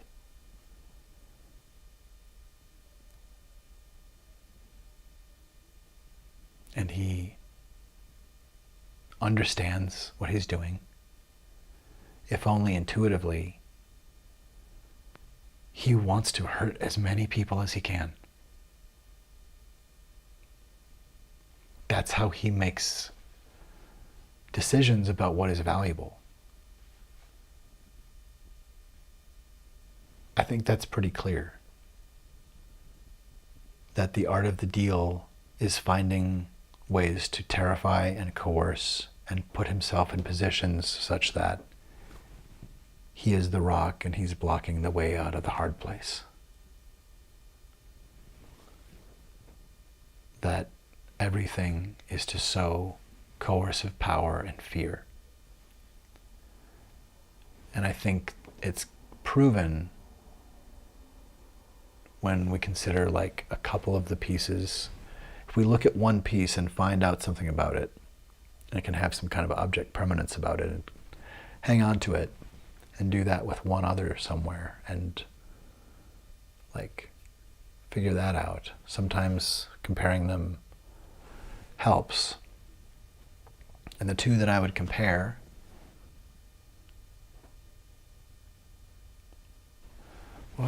there's a comparison that I was just thinking of. Coffee, good.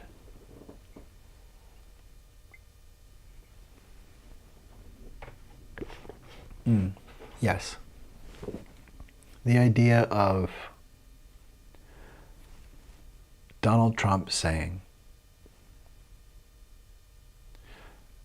Donald Trump is criticized for using tax loopholes that are kind of dirty, and you know, he should be pitching in but he's not, and come on, and he says, hey, I'm just smart to do that. I'm smart to lie. I'm smart to use a loophole like that. You don't like that loophole. You need to get rid of that loophole. I'm just being smart. Okay, there's that.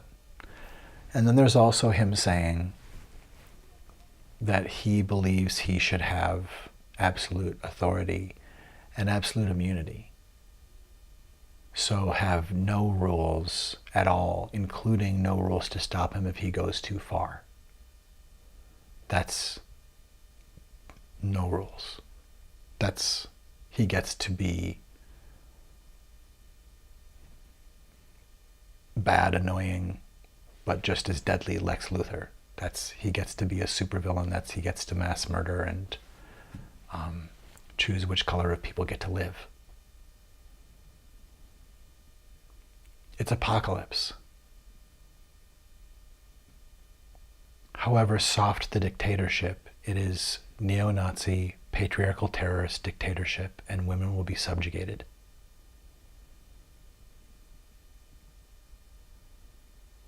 Indigenous people will be stolen from their parents. Trans kids will be stolen and unalived.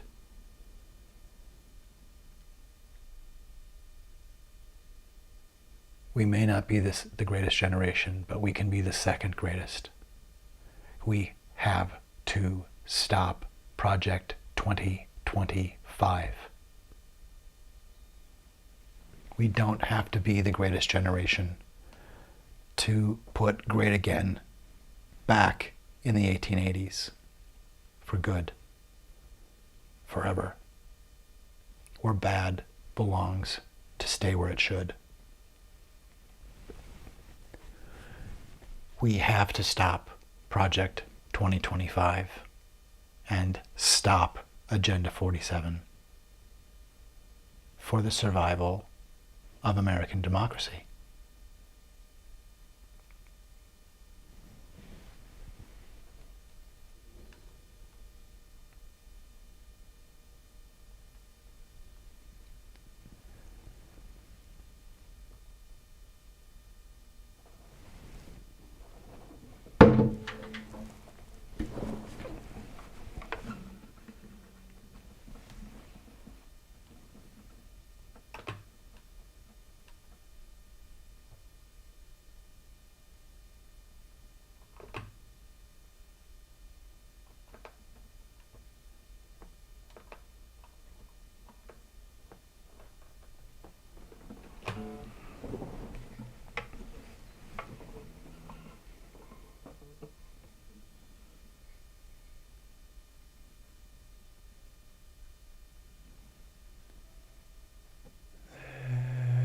Supposed to be one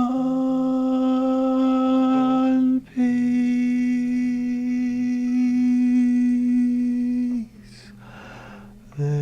There's supposed to be one piece.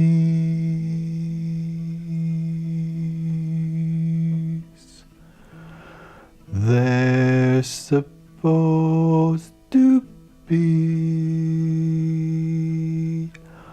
one piece.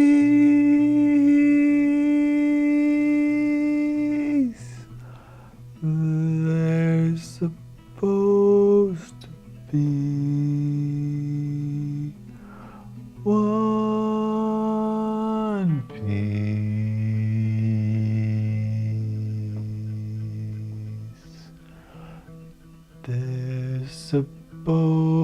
to be one piece.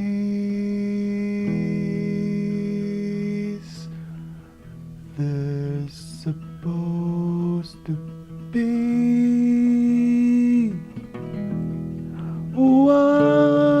one piece.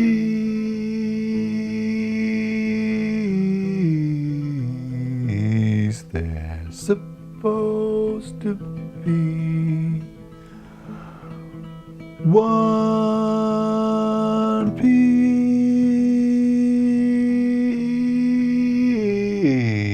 There's supposed to be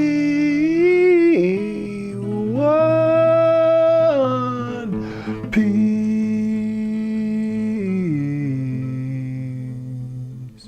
There's supposed to be one piece. There's supposed to be one piece. There's supposed to be one piece. There's supposed to be one piece.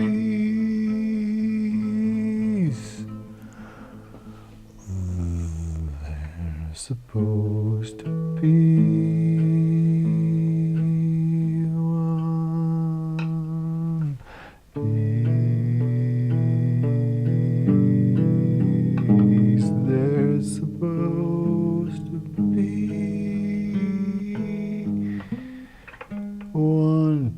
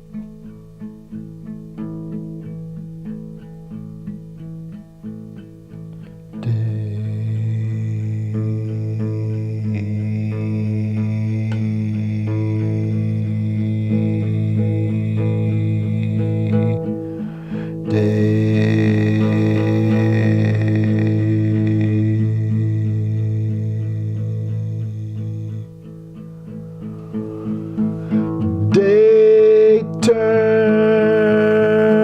into day overnight.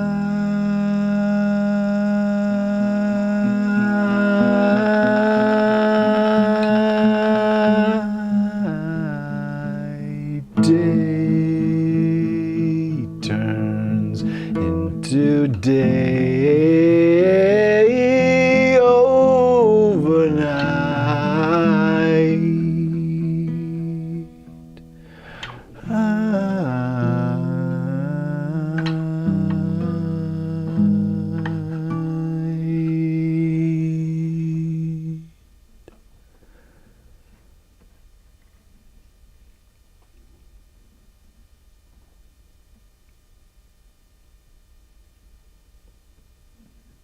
How many times between November of 2020 and January 6th, 2021, did you ask yourself,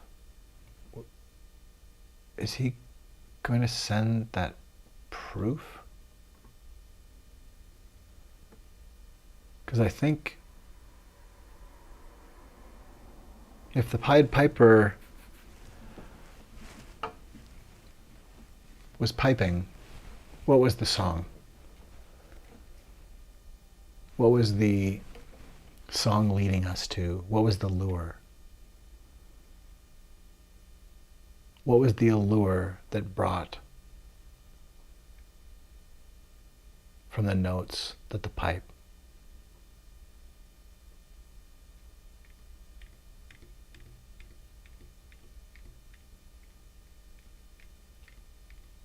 made thought? The notes from the pipe made thought that there was a reason to go there, because there was proof.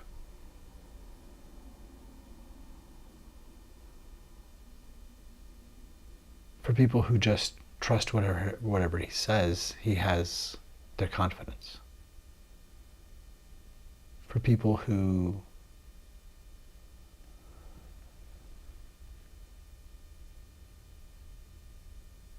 needed more than that,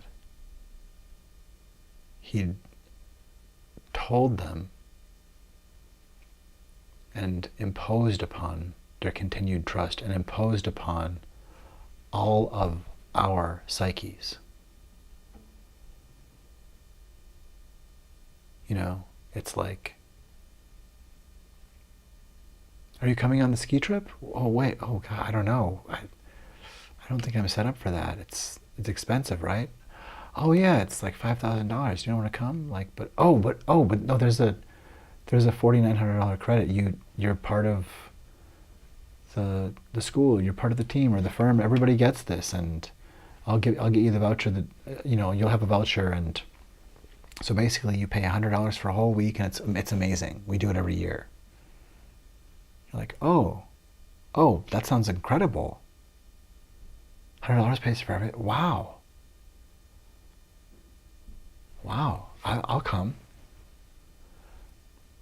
You believe in the cause, and it's now definitely worth it to you, where you believe. And someone said, like, yeah, there's crumpets, and there's free beer, and there's somebody will tell you they like what you look like, and like, oh, but it's kind of a large cherry on top that says, I'm not just asking you to believe that all this invisible fraud that no one can find is everywhere. I'm not only just telling you to believe my big lie. I am telling you, you will believe that big lie. And I actually have the proof. It's not just like, I'm sure it's got to be easy to get because it's everywhere. I'm telling you, we have proof. That's it's in the mail, basically. So again, what kind of Groundhog's Day were you going through, where you were in some sense, even if you didn't think about it consciously, like when it came to mind, or when Donald Trump would say something a month later in December, or January 3rd, or whatever, when Donald Trump would say, the FBI is really stopping all these investigations into the fraud. Like, what are you talking about? You said you have proof. You said you were sending proof. Do you know how to work a computer? Do you know what a phone is? Do you know what mail is? Can you hand someone a fucking photograph? What are you talking about? Am I the only person?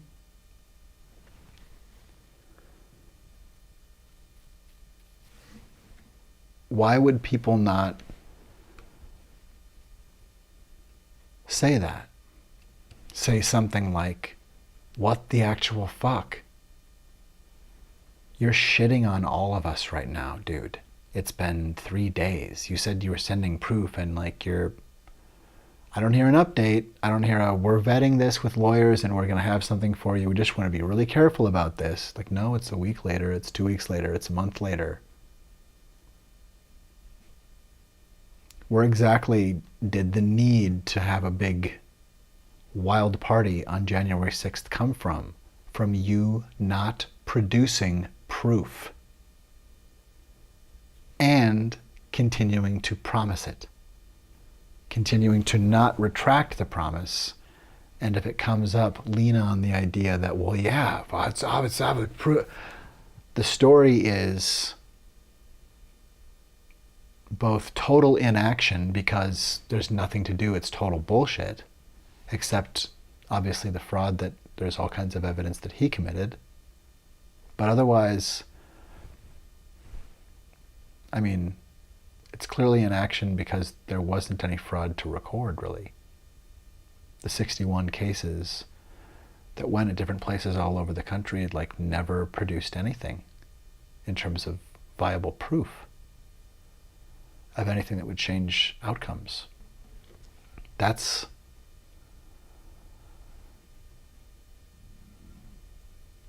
like, if you disputed that, like, there are ways to dispute that. And if after appeals and all kinds of, like, after going through the system, which there's been time to do now, if after going through the system you still say, oh, the government is lying, this is a witch hunt, blah, blah, blah, well, fucking prove it. It's just claims. It was claims before. It was claims during. It's claims now. It will always just be claims and more claims. And now it's a press conference and he's coming out and saying, oh no, this was that and this. It's always him playing upon the deference of anyone who would give him the confidence of believing a fucking word he says. He is a con artist.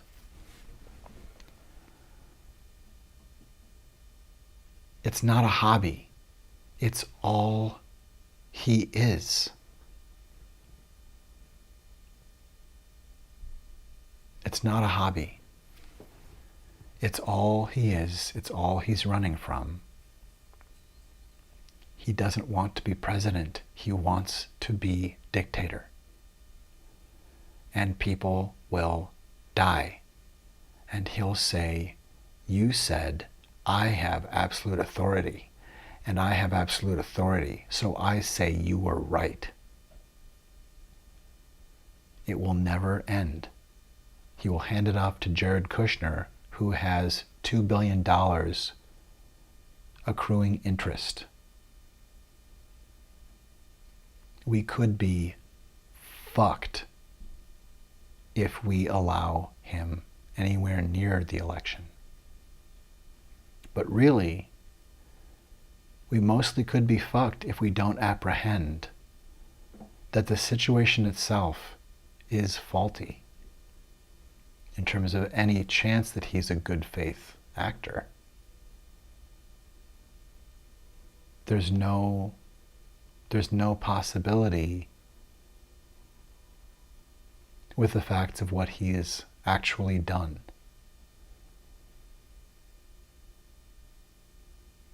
And really in any one of these cases. But for sure, the case of the documents and with January 6th, either one of those is completely damning. You don't steal secrets that never leave their SCSI file safes. You don't take something like that because hampering its security endangers lives around the world. This is, you can't handle the truth shit. This is like poking a hole in the wall and giving somebody a telescope and a Wi-Fi camera and like hacking it and putting it on OnlyFans or something. This is fucking out of control.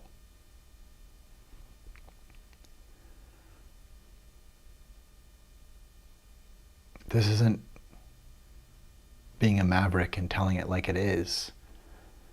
This is spilling the fucking beans. And if it is just only to show off at parties, that doesn't make it less dangerous. It's totally out of control. And the idea that someone is like hocusing and saying like, yes, but I was right to do that. I was right to hold on to those documents. I was right, I had absolute authority. But I was right to declassify them with my mind. I was right. And we're not like, shut it down and done. There should have been statements from across the board of people saying, and no. No one takes that kind of document. Joe Biden had a few documents around. We let him know. He said, oh, whoops, you're right. Oh, sorry. All my assistants took some of those. Oh, you know what? I have some of these. I didn't know that those are... Okay. That's kind of what's happened with everybody. Everybody has some things that they... Oh, you know what? Those weren't supposed to leave. Okay.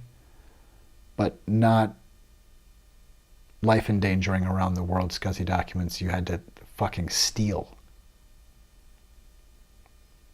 You had to steal those. Those weren't supposed to leave the room. That wasn't a mistake. That was volition.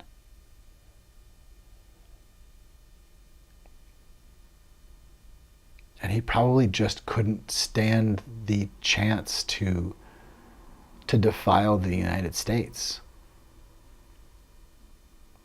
That's what's happening now. I don't think that he can resist the chance, the opportunity to defile us. Because he doesn't, it's not winning. It's conquest and defiling people. It's destroying and pissing and shitting on people. It's vanquishing people by any means having nothing to do with honor, but simply disgusting Jeffrey Dahmer style combat of hate. We're not safe. Not with a dark triad predator mind like that anywhere near a nuclear football. Absolutely not. Absolutely not. Going through trauma, these are the things that it's hard to go back and look at. And it's hard to remember. It's hard to remember how bad it was.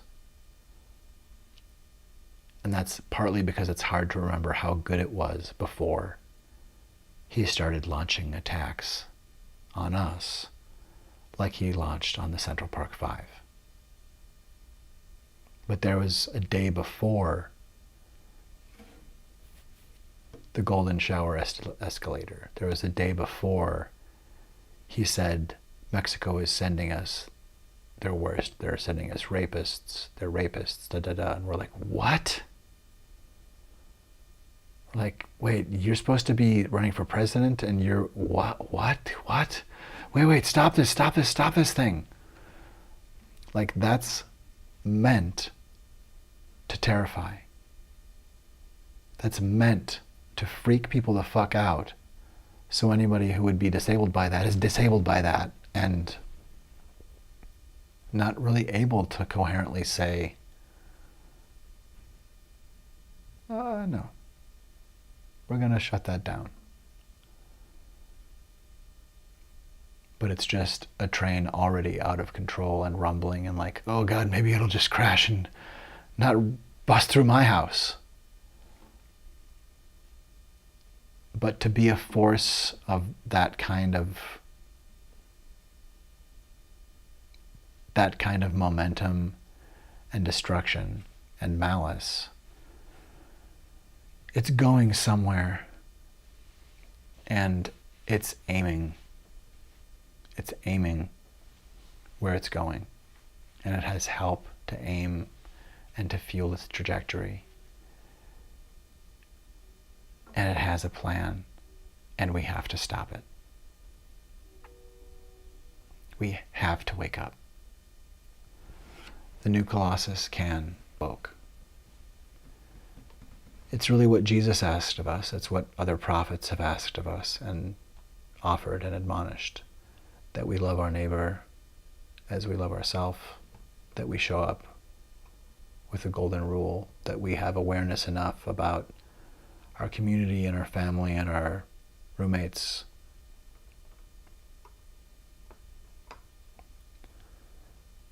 We are with our community, our friends, our roommates, our partners, our neighborhood, engaged enough and caring enough if there is new point of contact or new incoming information, or, oh hey, it would really help if, that we listen, that we hope to be receptive members of the community, to pitch in, to be a kindness, come into the world with all we other members of humankind. Each of us is a kindness come. And if we're about treating one another as though that's the case, we will be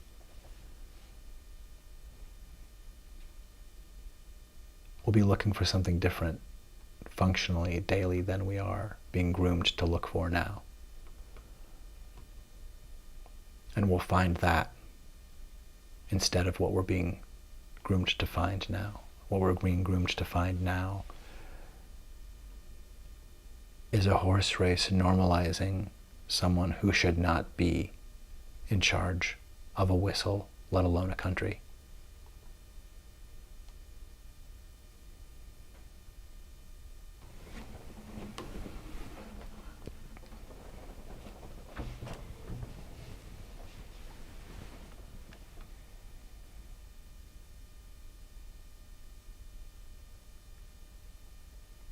We are the reality distortion.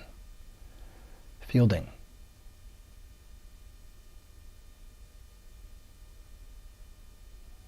The falsehood may tell you it's the one and only. The falsehood has told you it's the one and only. But we are the reality distortion fielding. We are the reality distortion fielding.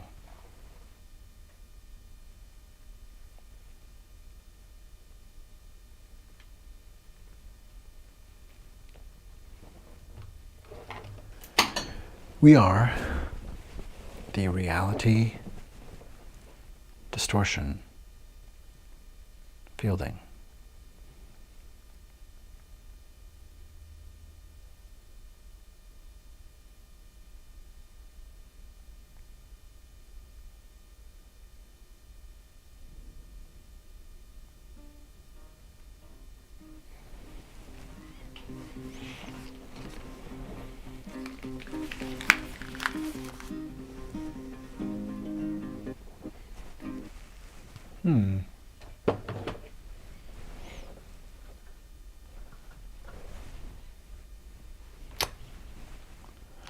I see. Interesting. Strange. Let's see. Try that again.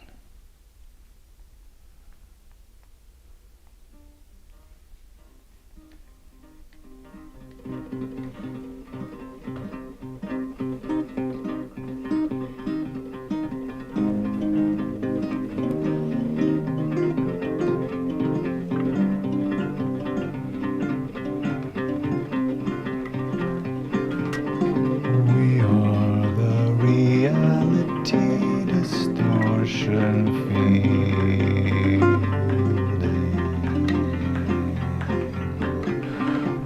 are the reality distortion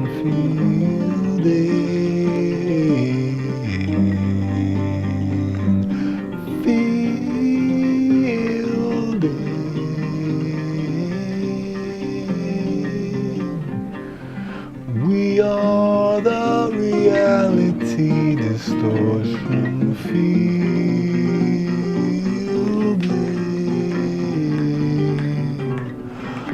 Falsehood will demonize your sensitivity. Falsehood will claim the press is our enemy.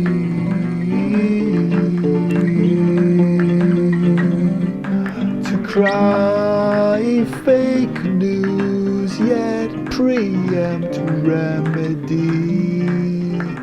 Displays false identity. We are the reality distortion fielding.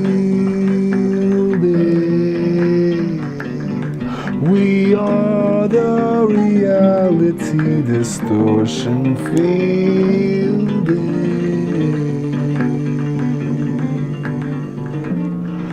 The fielding is real and the real is real.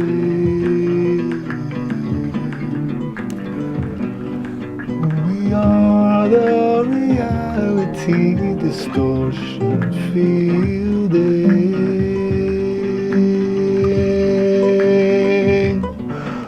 We are the reality distortion fielding.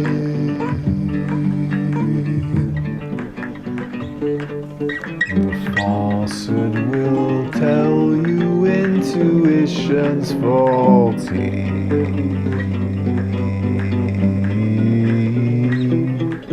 The falsehood will tell you facts aren't factual actually. We are the reality distortion fielding.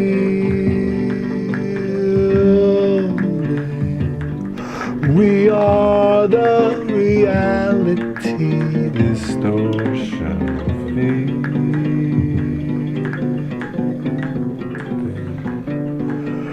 We are the reality distortion fielding.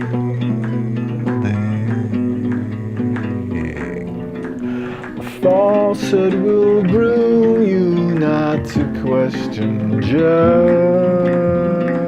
believe. The falsehood can rob you of the choice you would perceive. We are the reality distortion fielding.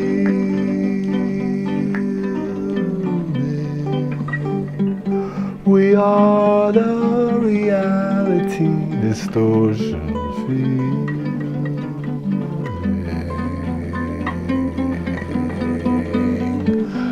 Falsehood will tell you it's the one and only.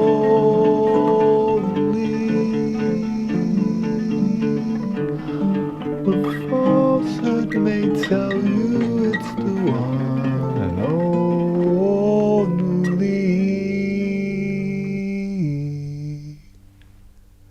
We are the reality distortion fielding.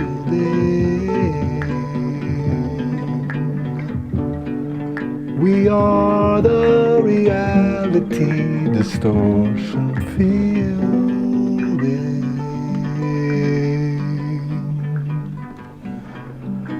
The falsehood will sow down intuition knows things. We are the reality distortion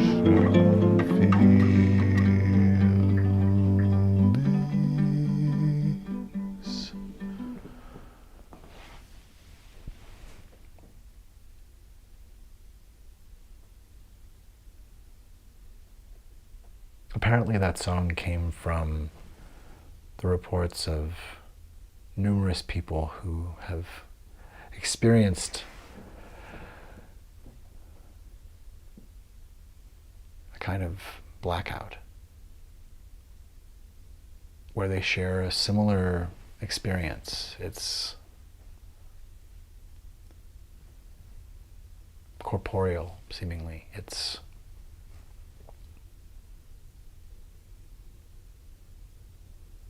a faint and brilliant, if almost invisible, illumination within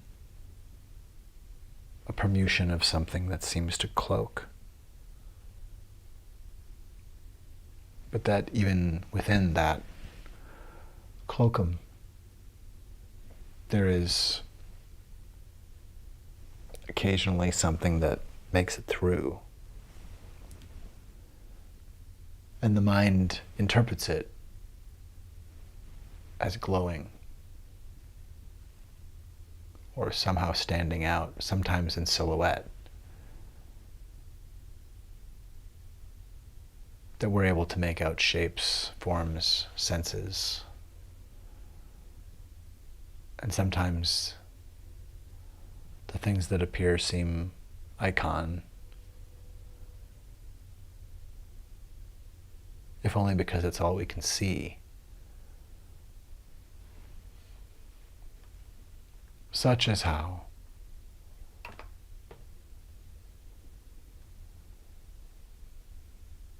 we can see around the figure here in this collage image, which represents a moment,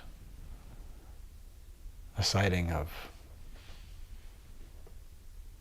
the disapparition or apparition of the falsehood, that we see something like hair or a hood and some kind of a goggle like white rings around eyes. And that suggests that there's a figure and a face. That sort of thing, like potentially sometimes that might be all we see. There's more there in this image that's coming through, seemingly, that really looks like, it really makes it pretty clear that we have a person there. Or an image. Maybe it's another bit of cloakum, hokum, but at any rate, it's that kind of thing that we might get just a glimpse or a blown out or muted or barely visible bit of information that says, oh, that's a mailbox, or that's Michael Jackson, there's his glove sparkling. Oh, I think you're right. But within this bandwidth of meaning where some things occasionally poke out and we can tell what they might be, or might be trying to evoke or look like, might be trying to communicate, we see some things stand out. And if it's something, say, like a symbol, to make it relatively simple,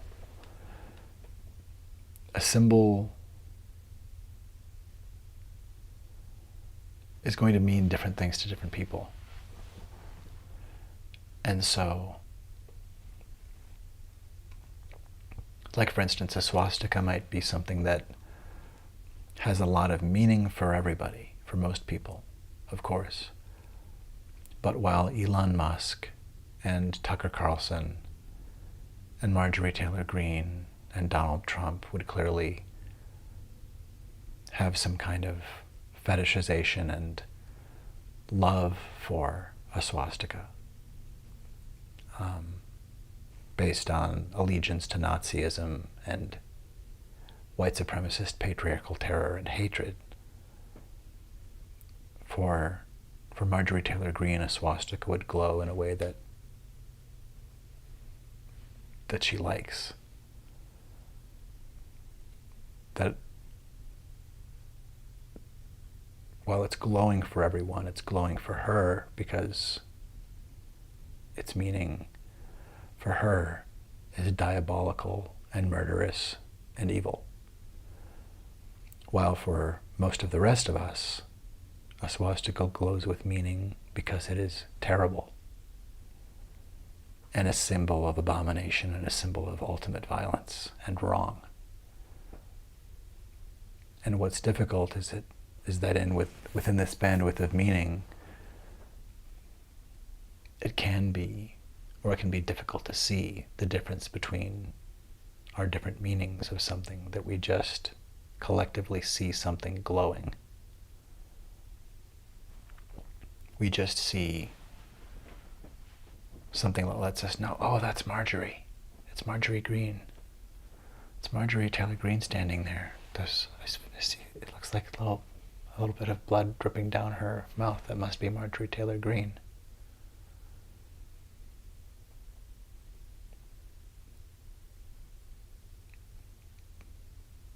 But if we saw some dark glow emanating from her retinas and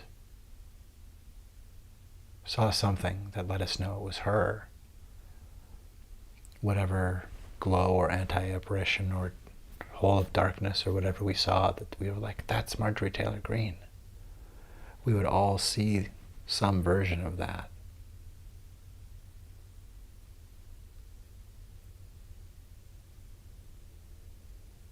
But for most of us, the meaning would be of looking at a swastika. In terms of not liking it, in terms of being terrified, in terms of it being a symbol of attack, in terms of it being a symbol of genocide, of trans people and of people of color and of Jewish people. She's part of that same spectrum of hate. And it's the bandwidth of meaning that we see with and see through. It's the lens that we sometimes look through here, the mystery font, to see and perceive the falsehood, to look into the bandwidth of meaning. That is like our land of make-believe. And so yes,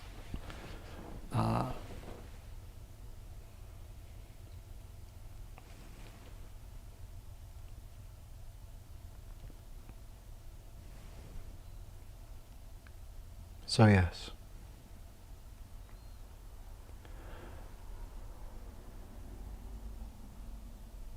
So if you do tune in and see things here that are disturbing, you're always welcome to ask questions, of course, to correspond, but